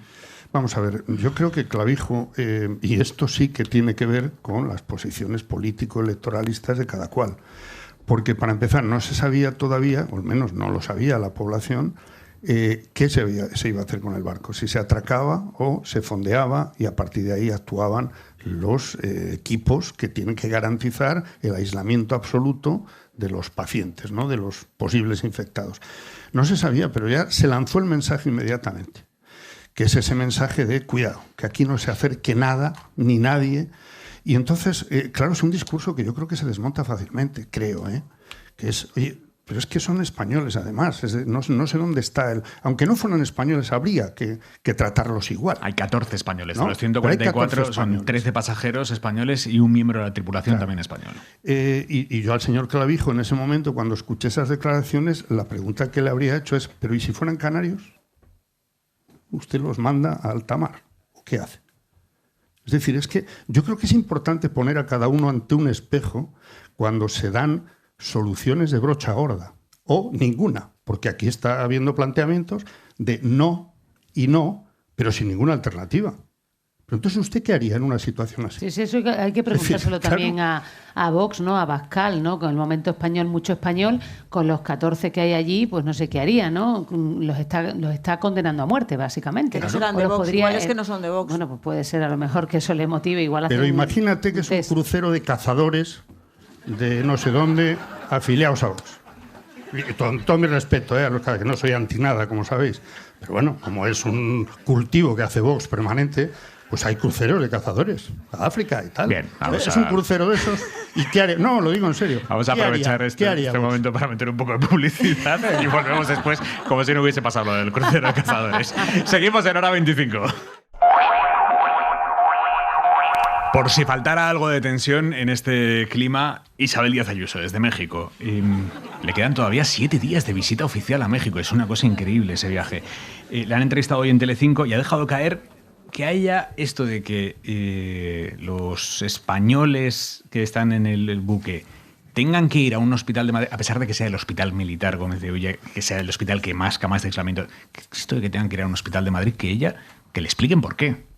Yo tengo confianza, desde luego, en la sanidad que hay en Madrid y en un hospital como este. Con lo que no estoy de acuerdo es con no saber por qué es Madrid o bajo qué criterio y qué opina cada ministerio y que no sepamos ni en qué situaciones se encuentran ni si van a ser... Cuando nos conviene, no somos la capital de España y la mejor ciudad de España, ¿no? Según Díaz Ayuso, el centro del mundo prácticamente, y cuando no nos conviene, no sé, yo creo que no hace falta explicarlo. La presidenta Ayuso lo sabe perfectamente, pero yo creo que aquí sí que hay ganas de enredar por parte suya personalmente. Ya está enredando bastante en México, un poquito más, y por parte del PP. Pero bueno, el Gómez Ulla tiene el 50% de las camas de aislamiento que hay disponibles en España. Evidentemente, por ejemplo, en Canarias no podía ir nadie, pero solo hay una cama de estas características, una habitación de estas características. Características. Y bueno, yo creo que no hay discusión posible. ¿Dónde tienen que ir? Sería inviable. O sea, es muy naif pensar que ante una crisis como esta, una crisis potencial, quiero decir, de momento tampoco la podemos llamar crisis en España, ante una crisis potencial como esta, hubiera una unión de los partidos políticos. Quiero decir, el PP realmente gana mucho poniéndose en contra del gobierno en un tema como este. Quiero decir, tienes todos los temas del mundo, la financiación autonómica, todos los temas, pero en una crisis de gestión compleja, el partido de la oposición, ¿qué incentivos tiene para estar a la gresca con el gobierno, Palop? Bueno, yo creo que ya es una inercia. Directamente lo hacen por defecto y después ya, a la vista de las novedades, van haciendo el giro según les va interesando. Ha pasado en este caso y ha pasado en otros casos. Pero tiene que ser porque ven que les da algún tipo de rédito. Todos los partidos manejan encuestas. Si sale mal. Yo creo que es por si sale mal. Simplemente es por las dudas. En plan, si sale mal, nosotros nos hemos puesto aquí. Si sale bien, porque de repente lo han gestionado correctamente, entonces nosotros ya iremos girando según vaya interesando. Esto, por ejemplo, de Ayuso, más allá de las tonterías morrocotudas que está diciendo allí en México, ¿no? Que ya se ha metido en una diatriba con la presidenta. Esto se entiende todavía menos que lo de Clavijo. Yo, por ejemplo, el tema de Clavijo, que no lo comprendo en términos políticos, ¿no? Pero sí lo puedo comprender en términos estrictamente territoriales, ¿no? Porque es una isla que tiene ya una presión acumulada, que ha hecho una gestión de las migraciones también compleja, que puede quejarse de una gestión desigual, a lo mejor de una distribución desigual desde el punto de vista territorial de las cargas y de los beneficios. Pero Madrid, es un poco lo que ha dicho Marisol, Madrid, ¿tú de qué te vas a quejar? Perdona. Si el centro precisamente tiene muchos más beneficios que cargas. Además de que tienen muchísimos más servicios y de mejor calidad que la mayor parte del territorio. Madrid es España. Sí, desde luego, vamos. Por suerte España no es solo Madrid. Pero también es Madrid, ¿eh? También, desde luego. Yo vivo ahí, ¿eh? También, soy extremeña, cuidado. Maraña. Bueno, patriotas por el mundo, ¿no? Estamos en esa fase. Vemos programas con ese emblema todas las semanas y hoy toca Patriotas por el Mundo. Se ha ido 10 días a México porque no tiene mucho que hacer, está todo controlado en Madrid, la sanidad, la educación, todo. Está perfecto, los transportes, todo estupendo. Y entonces tiene que discutir sobre Hernán Cortés y luego acompañar a Nacho Cano en la promoción de su espectáculo musical. Esta es la síntesis de lo que está pasando, ¿no?, con la presidenta de Madrid. Y dicho esto, el debate de fondo al que hablabais, qué incentivos tienen para hacer una oposición así, claro, es que yo voy en la línea que decía María Eugenia, es coherente con la línea de oposición, con la estrategia de oposición que llevamos viviendo yo diría desde mucho antes de 2018, pero desde 2018 es evidente. Si un partido de oposición al día siguiente de la moción de censura ya pide la dimisión del presidente del gobierno, porque no sé si lo recordáis, pero fue lo primero que hizo, en aquel momento estaba Pablo Casado, pidió la dimisión de Pedro Sánchez al día siguiente. Pues ¿qué vamos a esperar? A partir de ahí, ¿qué puede suceder? Todo lo que está sucediendo, incluyendo que cualquier asunto que pueda sembrar miedo, que pueda provocar inquietud en la población, tienen que intentar de alguna manera aprovecharlo para seguir desgastando, deslegitimando y intentando demostrar que además es ineficaz la política que se hace. Son las 11 menos cuarto de la noche, las 10 menos cuarto en Canarias. Eneco Andueza, secretario general del Partido Socialista de Euskadi. Buenas noches, Gabón. Gabón, buenas noches. Hemos venido a Portugalete, ¿eh? Le dije que vendríamos algún día y aquí estamos. Sí, claro, eres un tío de palabra. Señor Andueza, ¿viene a tirarse a la piscina o no? No, hombre, hoy bastante nos hemos mojado hoy con todo lo que ha llovido, ¿no? Además, tirarnos a la piscina. Yo se lo pregunto porque últimamente esto de tirarse a la piscina en la política vasca está... Por si alguien no está pillando la referencia, es que el Partido Socialista de Euskadi colgó en sus redes sociales un meme de Aitor Esteban, que es el presidente del PNV, tirándose a la piscina. Esto, joder, les cabreó muchísimo a los del PNV. En términos futbolísticos, fue un piscinazo Aitor Esteban, ¿no? Diría yo. ¿De Aitor Esteban o de No, ustedes? de Aitor Esteban. Claro, un piscinazo, luego hizo un teatro y exageró todo absolutamente para que el árbitro pitara falta, ¿no?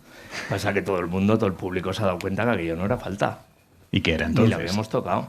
Bueno, pues aquello era hacer de la política, pues bueno, también sacarle ese punto de humor que tantas veces hace falta, ¿no? Yo creo que no fue tan grave. Si me tuviera que cabrear yo cada vez que los del Gara me ponen en sus viñetas las narices así de gordas, estaría todo el día enfadado, ¿no? Y aquí estamos, conservando el humor. Bueno, yo creo que hay que echarle un poquito de humor a la política. ¿Usted estaba al tanto de que se iba a publicar eso? Sí, claro, por supuesto. Sí. Y dijo, adelante. No fue algo espontáneo, efectivamente, fue algo deliberado. Y mire, le voy a decir una cosa, conseguimos un objetivo. Y es que todo el mundo supiera qué quería decir el Partido Socialista de Euskadi cuando publicó ese tuit. O sea, ¿usted está de acuerdo en que se hagan imágenes recreadas con inteligencia artificial de los adversarios políticos? Este es un tema muy sensible. Siempre y cuando no sean ofensivas, sí. Y yo creo que esa imagen no era para nada ofensiva. ¿Ha hablado con Aitor Esteban? No. A raíz de... ¿No? No. No, el Lehendakari dijo que cuando había algún constipado, alguna gripe, ibuprofeno y tiempo. Bueno, pues estamos dando un poco de tiempo, no pasa nada, no hacen falta prisas. Y todo volverá a la normalidad y todo volverá a su cauce. ¿Qué está pasando entre el PNV y el Partido Socialista de Euskadi, que son socios de gobierno en el gobierno vasco, que son socios de gobierno en las 3 principales diputaciones, que gobiernan juntos las principales ciudades de Euskadi? ¿Qué está pasando entre el PNV y el PSE? Está pasando que estamos gobernando y que estamos sacando adelante todos los programas de gobierno que tenemos firmados. Eso es lo que está pasando. Y que la ciudadanía vasca lo está notando. Y que, entre otras cosas, gracias al Partido Socialista de Euskadi, en este país tenemos estabilidad. Eso es lo que está pasando. Esa es la auténtica realidad. Pero hay fricciones que antes no había. Son fuegos de artificio.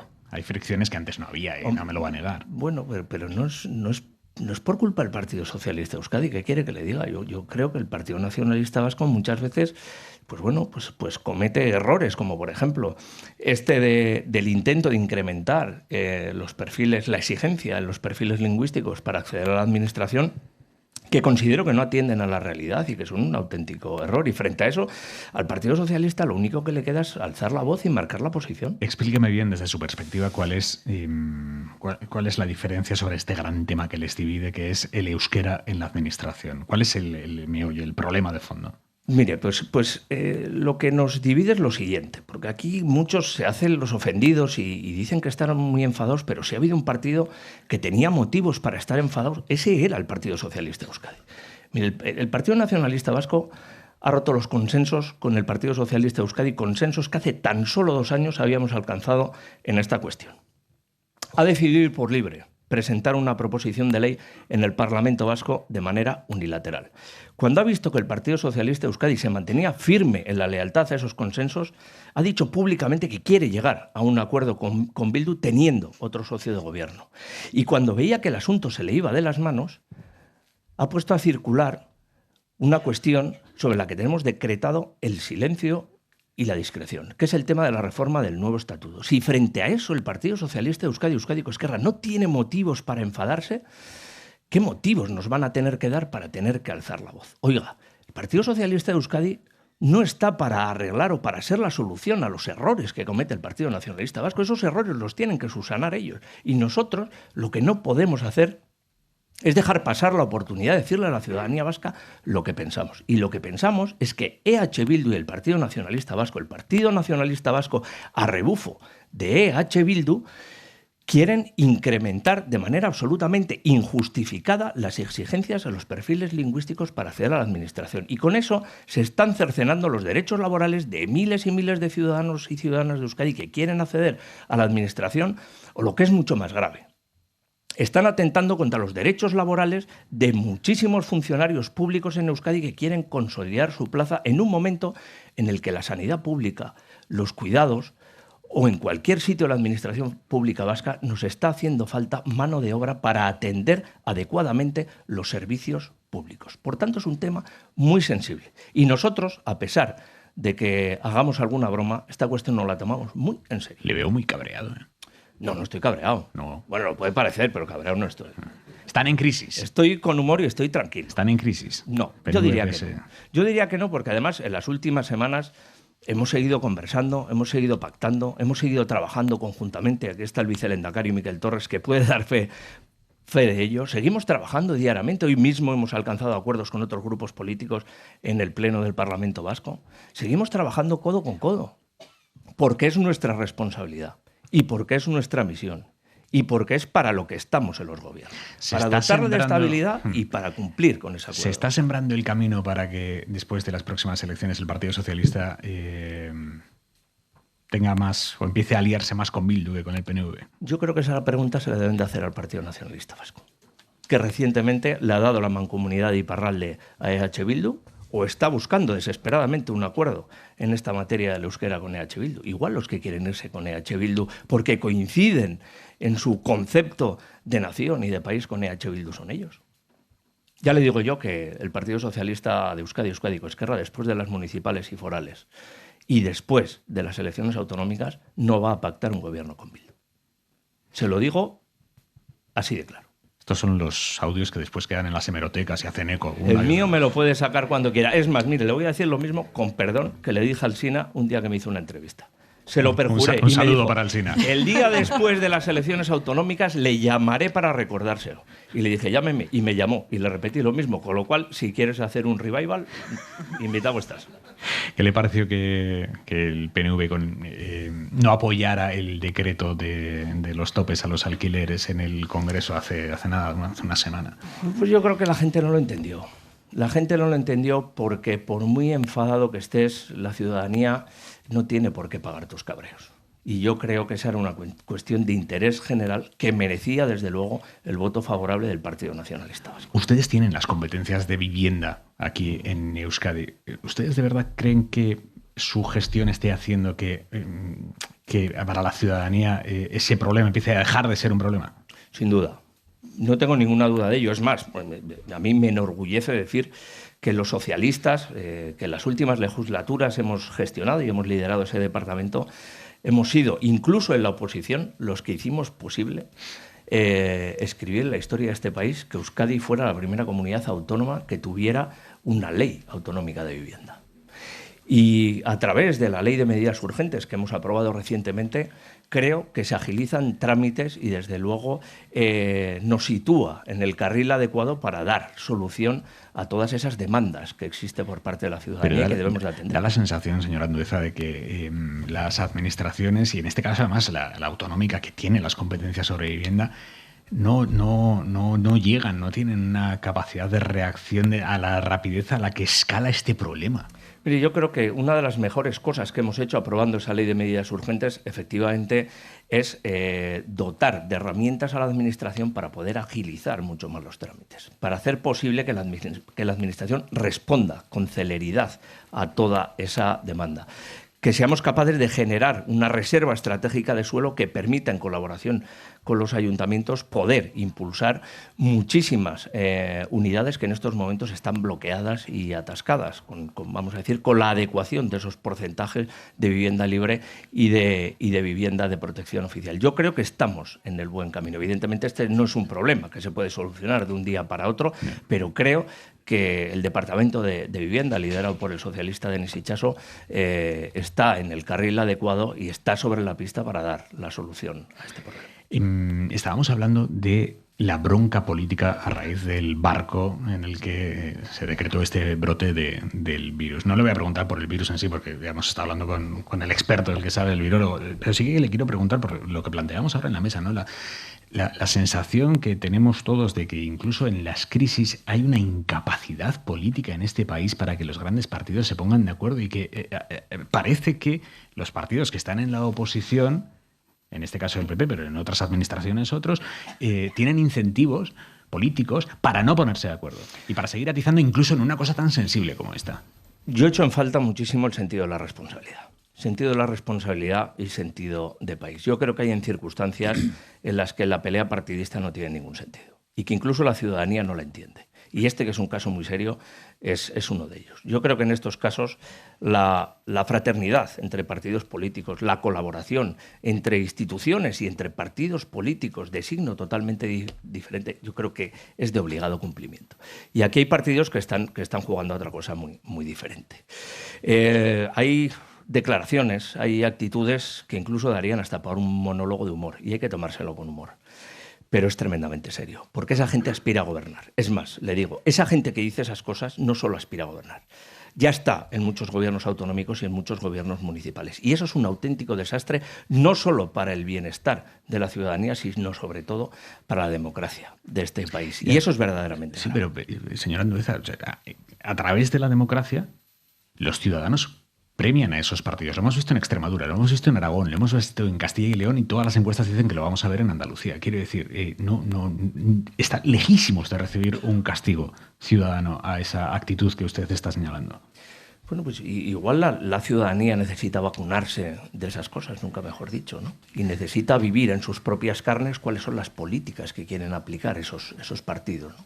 Sufrirlas en sus propias carnes para darse cuenta que desde luego eso no nos lleva absolutamente a nada y que tenemos un bien absolutamente preservable, obligatoriamente preservable, que es nuestra democracia, que es un valor imprescindible para que la convivencia siga siendo un elemento identificativo de este país, ¿no? Y de eso en Euskadi sabemos un rato, ¿no? Y sabemos lo que son esas prioridades nacionales que algunos están poniendo ahora encima de la mesa y que en otros tiempos no tan lejanos y ahora con algunas cosas también, algunos en Euskadi siguen queriendo aplicar, ¿no? Son cosas tremendamente peligrosas que desde luego nos deben situar sobre la pista para que la ciudadanía reaccione y no permita que el autoritarismo, que los autoritarios lleguen al poder.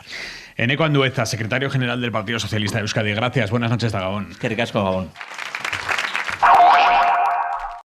Euforia y orgullo vallecano en Estrasburgo. El Rayo acaba de clasificarse a la primera final europea de su historia.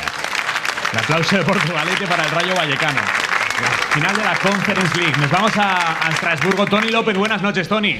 ¿Qué tal, Neymar? Muy buenas desde la zona mixta del Estadio de la Minó, donde el Rayo ha hecho historia claramente, clasificándose a la primera final europea de su historia, ganando 1-0 en la ida, ganando 0-1 en la vuelta. Del Rayo Vallecano jugará en Leipzig el 27 de mayo la final contra el Crystal Palace. El orgullo de un barrio ya era llegar hasta aquí, el orgullo de un barrio de Vallecas ya era llegar incluso hasta cuartos de final. Pues el Rayo lo ha hecho, el Rayo está en la final y ahora obviamente el equipo de Íñigo Pérez, que quiere más, el 27 de mayo, porque no hay mar. Si estás en Portugalete, lo repetiremos, ganar la Conference League. Vamos a por ello. Adiós, Toni. La ropa para mañana, Jordi Carbo, buenas noches. Muy buenas noches. Pues como los últimos días, tenemos que olvidarnos de esa ropa que llevamos durante el mes de abril, que para superar el calor de tarde era lo mejor. Y es que se mantienen las temperaturas bajas. A primeras horas mañana va a hacer frío en la mayor parte del país, tampoco mucho. Durante la tarde, ahí donde luzca más el sol, ambiente agradable con máximas de 20 grados. Y una jornada más, mucho cuidado con las tormentas. Todavía están descargando con intensidad, sobre todo entre Lleida y Huesca. Les quedan un par de horas. También en en Baleares, ahora mismo sobre el mar hay tormentas que dejan mucha agua, algunas pueden alcanzar la isla de Mallorca y Menorca de madrugada, mucha precaución, y mañana las tormentas ganarán protagonismo también durante la tarde, sobre todo en el centro y el norte de la península. Hasta mañana, Jordi. Buenas noches. Estábamos hablando antes con el señor Andueza acerca del concepto de prioridad nacional. Bien, hoy hemos conocido una sentencia muy importante del Tribunal de Justicia de la Unión Europea. Considera ilegal exigirles a los migrantes un número determinado de años de arraigo para acceder a prestaciones sociales, a determinadas ayudas. Ilegal exigirles años de arraigo. Dice que es discriminatorio.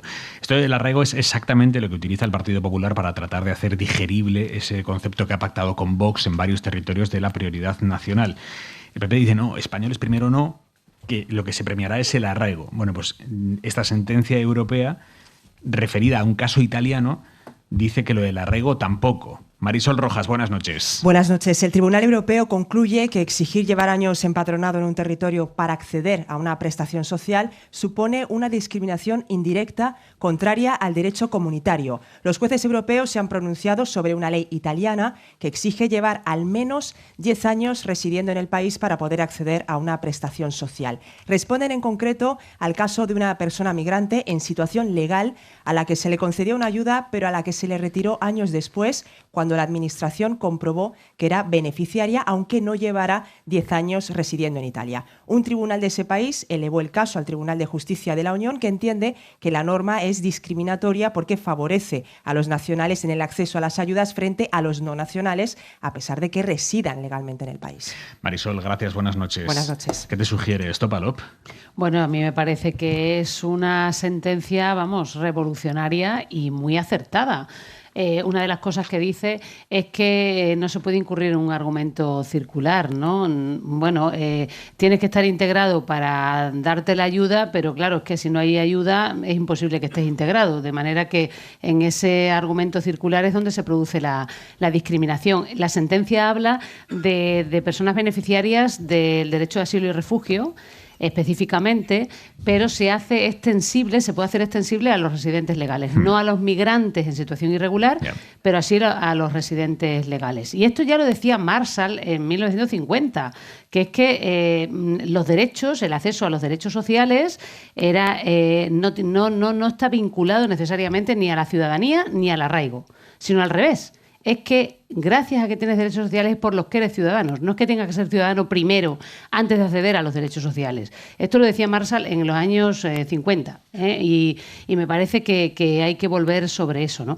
Aquí es que la derecha, con estos pactos cutres que han hecho, empezando en Extremadura, en mi propia región, ¿no?, que tiene el dudoso honor de ser la primera, ¿no?, en imponer este tipo de planteamientos racistas, es que nos quieren convencer de que estamos en una especie de bote salvavidas, ¿no?, en un sálvase quien pueda, con una serie de recursos escasos, y aquí de lo que se trata no es de invertir más en esos recursos, porque de hecho ellos están a favor de bajar los impuestos a los ricos y de privatizarlo todo, o sea, no es invertir más en esos recursos, sino echar a gente. O sea, que aquí no sobran cosas, sino personas.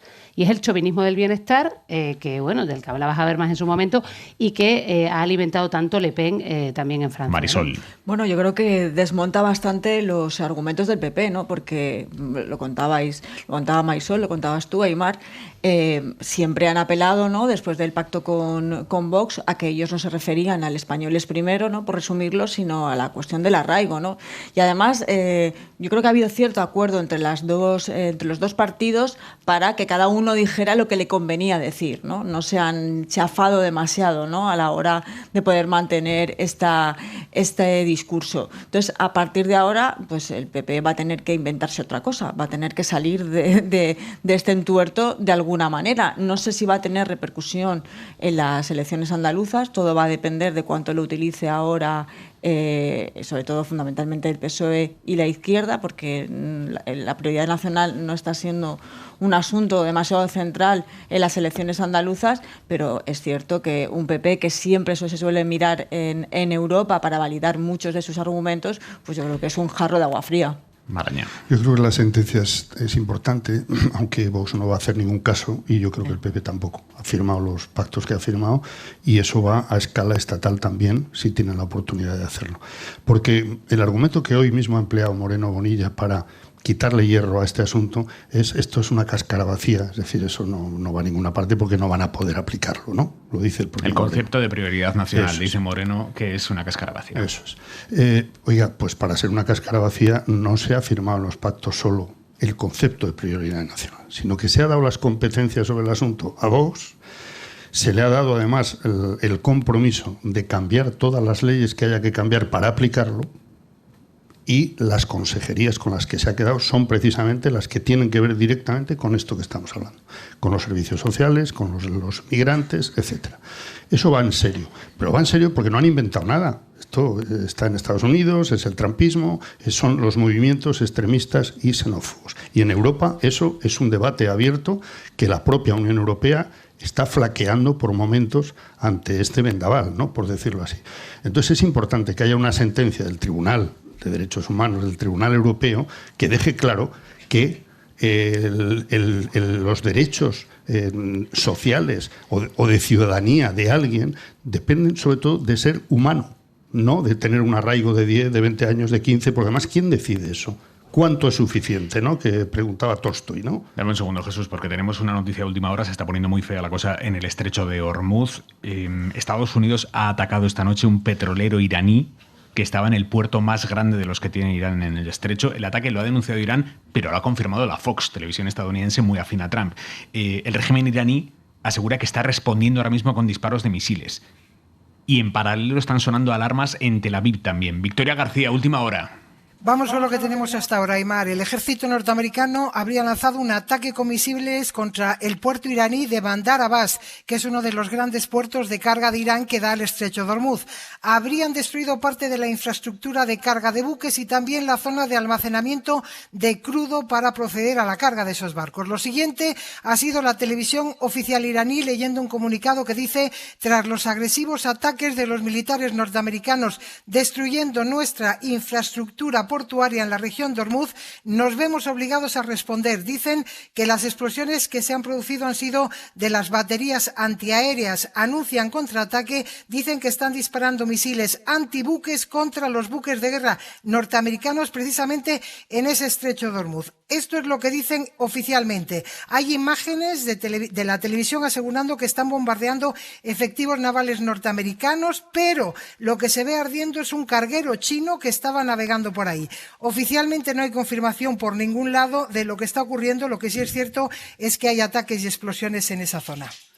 Pero Vicky, si es que lo último que sabíamos es que la cosa se encaminaba a la firma de algún tipo de acuerdo, o eso parecía. ¿Qué ha pasado en las últimas horas? Parece que Estados Unidos ha atacado el puerto desde donde Irán sigue sacando buques con petróleo e intenta saltarse el bloqueo norteamericano en el estrecho de Hormuz. Parece que el bombardeo norteamericano estaba focalizado en eso solo, o sea, en el puerto ese desde donde cargaban todavía los barcos. El estrecho se supone que está bloqueado, pero todavía pasan barcos por allí. Por ejemplo, este chino que ahora está ardiendo, este carguero chino llevaba petróleo y según hay un portal que identifica los movimientos en el estrecho de Hormuz de los barcos, y este carguero chino había entrado, había cargado y ahora salía. Pues ese es uno de los cargueros que han bombardeado. Se habla de que han sonado las baterías, las alarmas en Tel Aviv. No, parece que no es en Tel Aviv, parece que es en Emiratos. Lo que ocurre que es que la información, hasta que no sea oficial, sabes que tanto unos como otros intoxican bastante. Las imágenes sí son ciertas del ataque contra el puerto iraní y la respuesta iraní también.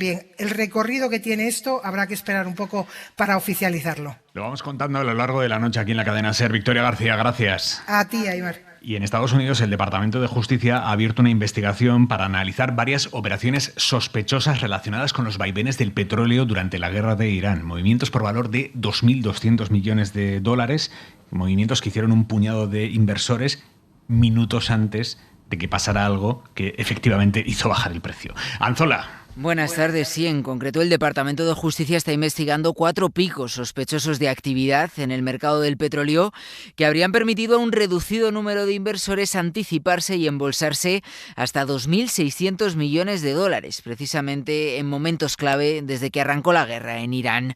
Básicamente engordaron sus cuentas apostando a que el precio del petróleo bajaría, pero casualmente lo hicieron solo unas horas antes de que el alto al fuego anunciado por Donald Trump desplomara precisamente la cotización del crudo algo más de un 10%. Este es uno de los casos que se está analizando. La Casa Blanca lleva semanas negando filtraciones, aunque sí ha advertido a sus funcionarios de que usar información privilegiada para operar en bolsa es ilegal y está castigado incluso con penas de cárcel allí en Estados Unidos. Gracias, Pablo Anzola. Y aquí en España, hoy el Partido Popular ha negado haberle ofrecido a Koldo un pacto para que implicara a cargos socialistas en el caso Mascarillas a cambio de aligerar, digamos, su perspectiva judicial, porque saben ustedes que el PP lidera las acusaciones populares y ayer Koldo, en su último turno de palabra en el juicio del caso Mascarillas, dijo: a mí el PP me ofreció un pacto, que mentía y entonces me rebajaban la pena de cárcel o rebajaban lo que ellos iban a pedir como pena de cárcel. Esto es lo que dijo Koldo. A mí también me ofreció el abogado del Partido Popular que colaborara, claro, mintiendo y engañando a todos los españoles. ¿Cuál es la cuestión? Yo estoy en la cárcel, lo he perdido absolutamente todo y he dicho que no voy a mentir. Por supuesto, yo sé que esto acaba de empezar, porque esto va a ser largo, señorías. La credibilidad de Koldo es cero en todos los sentidos, lo ha demostrado. Ha mentido más que ha hablado. Pero esto es lo que dijo ayer ante el Tribunal Supremo. El PP salió a negarlo inmediatamente. Esto fue ayer por la noche, aquí en directo, nos pilló en Hora 25. Y hoy la vicesecretaria del Partido Popular, Cuca Gamarra, lo ha negado ya oficialmente. Vienen a decir que ya sabemos todos de qué cojea Koldo. Yo creo que es absolutamente mentira y al final al señor Koldo ya lo conocemos todos, ¿no? El problema para el PP con este tema es que a Koldo ellos sí que le han dado verosimilitud a algunas cosas de los que ha ido diciendo cuando a ellos les venía bien. Marisol, ¿a qué te suena esto? Este movimiento a última hora de Koldo diciendo el PP me ofreció un pacto, puedo probarlo, el PP diciendo no. Pues es verdad que la credibilidad de Koldo es cero, pero también lo que sabemos de él, ¿no? Y tenemos muy constatado, es que graba a todo el mundo. O sea, tiene cintas de todas las personas que se ha encontrado a lo largo de su vida. Y a mí me resulta extraño que haya sido tan concreto, ¿no? Porque no ha dicho, ¿no? Hay gente cercana al PP se me acercó y me ofreció. No. Ha ido directamente, el abogado del PP me dijo tal. Entonces, no sé, si lo ha dicho pues, y lo puede probar, como ha pasado con muchas otras cosas, pues igual el PP tiene un problema, pero lo normal creo que es que creerlo, o sea, que si nos está diciendo una persona autorizada como Cuca Gamarra y la posición oficial del partido es que no han tenido nada que ver, pues creo que lo lógico es creerlo. Les ha venido muy mal, en mi opinión, lo de Aldama. No se entiende que hayan pedido la rebaja de penas de Aldama. Yo creo que lo ha hecho el fiscal, pero que un partido como el PP, que tiene que estar al margen de eso, haya hecho la Aldama, me parece que se han embarrado en una situación increíble. Jesús. Sí, el personaje, digamos, para mí más interesante, después de todo lo que sabemos de los demás, de Ábalos y Koldo, es Aldama. Y todo lo que lleva amenazando con exponer y hacer caer al gobierno y tantas cosas más, ¿no? El momento en el que Koldo suelta esto es lo que a mí me parece que le resta credibilidad, porque, hombre, lo ha hecho justo después de que hayamos sabido que el PP pide una rebaja de pena para Aldama, ¿no? Y hemos visto cómo las defensas de tanto de Ábalos como de Koldo han colaborado entre ellos de alguna manera y están en su derecho y han disparado contra Aldama. Es decir, el corruptor es Aldama. La Fiscalía Anticorrupción finalmente parece que considera jefe de la trama a Ábalos. Todo eso a mí me parece que habrá que estudiarlo con mucha calma y mucho detalle, porque en este caso creo que nos hemos tenido que creer elefantes que no existían. Entonces, es verdad que tiene tantos audios Koldo, y se supone que la Guardia Civil los tiene, que si hubiera habido algo de todo esto en mitad del caso, pues hasta es probable, sería absurdo que grabara tantas cosas que grabó y no grabara esto, ¿no? Pero en todo caso, si la credibilidad de Koldo es cero, ¿dónde pondríamos la credibilidad de Cuca Gamarra? Porque es que no olvidemos que fue quien 2 horas antes de echar a Pablo Casado salió diciendo que Pablo Casado era el presidente del PP, que no debía moverse en absoluto, ¿no? Sí, es que el problema es justamente el que acaba de señalar Maraña. Yo creo que es el tema de la irrelevancia ya de las mentiras. O sea, que uno pueda mentir alegremente en un juicio, en el ámbito de la política. Es verdad que estos no son testigos, que podrían mentir, que se admite que pueden mentir. Pero, por ejemplo, a mí me ha llamado mucho la atención la petición de rebaja de penas para Aldama, para que no entrara en la cárcel, pero me ha llamado mucho la atención la posición del fiscal. Aunque el fiscal ha mantenido los 7 años, lo ha mantenido a duras penas. Lo ha mantenido porque aparentemente, claro, se ha puesto de acuerdo con la fiscal general, que Pera-Mato le ha dicho, oye, mira, no hay ningún motivo para aplicar una atenuante privilegiada, no hay ninguna base, este señor ha colaborado, pero ha mentido como Sobre todo no ha aportado una sola prueba, y eso la propia Fiscalía tiene que asumirlo. Y el fiscal anticorrupción dice, bueno, yo no voy a pedir la rebaja, pero ya entendería que el Tribunal Supremo quizás se abriera a esta posibilidad, porque este señor, hombre, ha colaborado muchísimo. Bueno, ha colaborado muchísimo y ha mentido muchísimo. Y él mismo ha dicho, una de las mentiras más gordas que ha colocado, que ha sido lo del presidente del gobierno, ¿no? Es decir, que el presidente del gobierno estaba ahí en la cúspide de toda esta organización delictiva.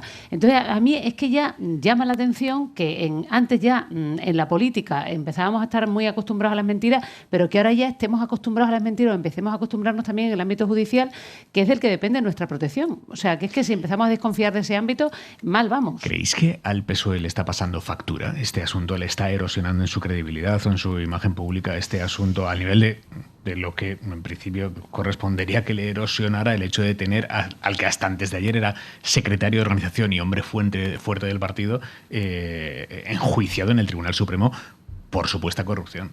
Yo creo que le erosiona el recuerdo de esos hechos, le erosiona que estamos oyendo a Koldo, que estamos oyendo a Aldama, aunque muchas de las cosas que digan no sean ciertas, el oír otra vez, ¿no?, el discurso victimista, ¿no?, de Ábalos, otra vez las sobrinas, por decirlo, como si ya lo hemos acuñado casi oficialmente, las sobrinas del exministro. Yo creo que todo eso está muy deglutido en el partido, ¿no? Han pasado mucha vergüenza, ellos creen que ya no tiene coste electoral, pero la erosión de estas semanas de juicio yo creo que está ahí. Palop. Bueno, yo creo que lo tienen bastante amortizado, pero las coincidencias de sentencias o vista para sentencia y elecciones en Andalucía sí les va a pesar. Yo creo que a María Jesús Montero no le ha venido nada bien estas declaraciones y esta exhibición, ¿no?, que se ha hecho ahí. Lo que veo es que a medio plazo, el partido yo creo que ha conseguido aislar bastante este asunto. Ha quedado claro, parece que no ha habido una financiación ilegal del partido. No sé si ha quedado claro o qué es lo que pensará el Tribunal Supremo, pero por lo menos esto parece.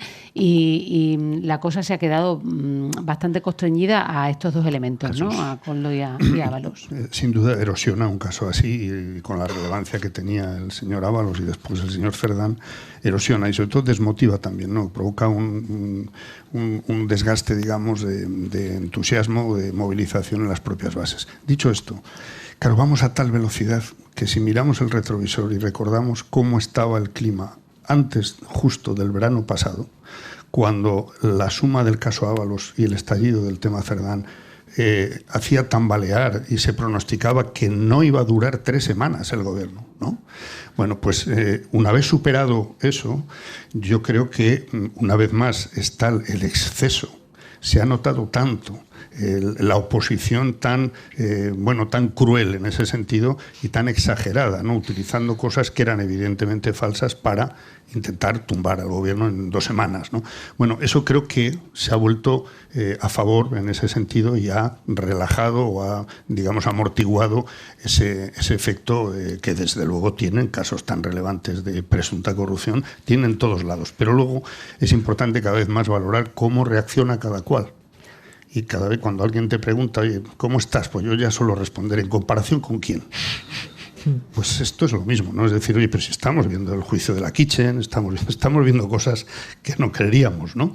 Y bueno, y lo que hay que examinar es caso por caso, contenido por contenido y reacción por reacción. Y a partir de ahí, oye, que cada ciudadano elija qué desgaste merece el partido al que quiere votar. Estamos a punto de iniciar el larguero en una noche histórica para el Rayo Vallecano, pero antes, desde aquí, desde Portugalete, edición especial de Hora 25. Isabel León, hola de nuevo. Hola. ¿Qué está pasando con la lotería de Igorre? Bueno, lo último, nos vamos a situar en Igorre esta tarde, ¿vale? Pasa por la asamblea, vaya liada, dicen por ahí. Mira cómo te están escuchando. A ver, vamos a ubicar bien. O sea, ¿cuál fue el caso original? El caso original es una cosa similar a Villamarín, sí, pero no tan similar, por una cosa que ha sucedido después. Y es que lo que ha sucedido es que el club de rugby del municipio de Igorre, sí, situémonos en torno a 4.000 habitantes, a media hora de Bilbao, ¿vale?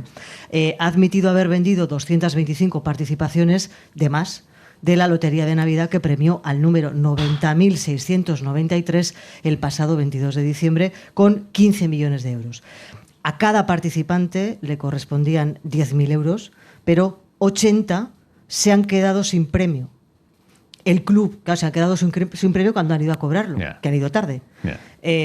Tarde digo porque esto se ha destapado a raíz de eso. El club admite, o ha admitido su error, pero claro, hay 2,2 millones de euros pendientes de cobro. Esta tarde, lo último que te decía, pasa por la asamblea de esas personas que han presentado denuncia ante la Ertzaintza, sí, que trasladaban sensaciones como las que vamos a escuchar. Nada, hay un poquito de caos, pero bueno, es la primera reunión que hacen y está un poco mal organizado, pero que es normal. Estamos dando los datos y a ver qué se puede hacer. No tenemos ninguna comunicación de nada. Un poco es surrealista. No es como eso, esto es surrealista, totalmente. A mí me parece que ya sabían desde el principio. Entonces lo que no me parece justo es que los que a ellos les han parecido han ido pasando y cobrando, y los que hemos quedado en la cola ya no hay más dinero. Es una forma de decir, se ha acabado el dinero. No es forma de decir. Es que esa es la diferencia con Villamarín, es que aquí se ha cobrado y ha habido gente que ya se lo ha gastado, obviamente. Claro, porque en Villamarín desde el principio se no dijo se había cobrado, no hay para todos, claro, no hubo un pacto, vale, pues y aquí los que se ha ido cobrando, se iban cobrando. Efectivamente, ese dinero se ha gastado en algunos casos, ya no hay fondos y el club de rugby dice que no tiene más. Y quedan 2,2 millones, como te decía, y 80 personas ahí a la espera. Las denuncias de la Ertzaintza superan ya las 80, sí, las acciones legales previstas. Claro, les están planteando posibilidades de ir como acción conjunta, porque claro, se está hablando de la posibilidad de si se confirma que no se paralizó el pago, sí, cuando se detectó tiempo atrás, claro, que esto podía pasar. ¿Y siguieron pagando a los que iban llegando? Claro, entonces si esto existe, estaríamos hablando de un delito de mala fe. Delito de mala fe que tiene una serie de consecuencias, como por ejemplo que quien tiene que asumir las responsabilidades son las personas del club. Joder. Si se confirmara eso. Claro, esto es un proceso que acaba de empezar, por eso era la asamblea de esta tarde, todavía no hay abogado que unifique además, a esa plataforma. Hay gente que tiene efectivamente una participación, pero hay gente que tiene 5. Claro, porque te recuerdo que por cada participación era 1 euro y 4... o sea, 1 euro se quedaba el club de rugby y 4 era para cada persona, con lo cual es muy habitual que tú dijeras, bueno, pues compro 4, como si fuera un billete de lotería, ¿no? Y claro, pues lo que ha pasado es que de repente ese dinero se ha agotado, la bolsa se acabó. Y en ese momento es cuando ha sucedido que la gente está diciendo, ¿cómo? No fui antes. Y claro, a diferencia de Villamarín, este es el problema, que ahora no hay fondos. ¿Y ahora quién responde ante esto? Entonces, por lo pronto, el planteamiento es que se está trabajando por crear una plataforma de esas 80 denuncias de la Ertzaintza para que vayan en conjunto, pero claro, aunque vayan unidos... Ahora me dejas decir algo, Aymar. Por favor. No, yo solo digo que a mí me tocan 10.000, no te digo 50.000 y voy volando al día siguiente. Claro, esa es otra. Esa es otra, ¿por qué esperar? Punto y 25. Joaquín Estefanía. Canadá europea, la política internacional de Trump causa estragos en todo el mundo conforme el presidente cotorrea, no solo por la ausencia del derecho internacional en las distintas partes de Oriente Próximo, sino por lo que va dejando atrás sin hacer, Golfo de México, Groenlandia, Canadá, etc., y también por lo que anuncia que va a hacer, por ejemplo Cuba. El primer ministro canadiense, Mark Carney, acudió el pasado fin de semana a una reunión de la Comunidad Política Europea en Armenia. Es la primera vez que un país no europeo, Canadá, participa en un encuentro de esta organización. No fue solo su presencia, sino lo que dijo. Europa puede ser la base desde la que se reconstruya un nuevo orden internacional y no se someterá a un mundo más brutal. Más a más, según un reciente sondeo, cerca del 60% de los canadienses estaría de acuerdo con la adhesión a la Unión Europea. Es una idea inverosímil, pero es hacia la que conduce la conducta retóricamente imperialista de Estados Unidos de convertir Canadá en el Estado 51 de la Unión. Las cifras de turistas canadienses que visitan a su vecino han caído en masa. A nadie le gusta que les sobeteen sin su consentimiento. Punto y 25. Bueno, pues cerramos aquí, hora 25. Manu Carreño, déjame que me despida de la audiencia de Portugal. Por favor, solo faltaba. Portugalete, es que ricasco, te arreglo el arte. Hasta la próxima. Manu, todo tuyo. Hasta luego, adiós a todos. Para no perderte ningún episodio, síguenos en la aplicación o la web de la SER, Podium Podcast o tu plataforma de audio favorita.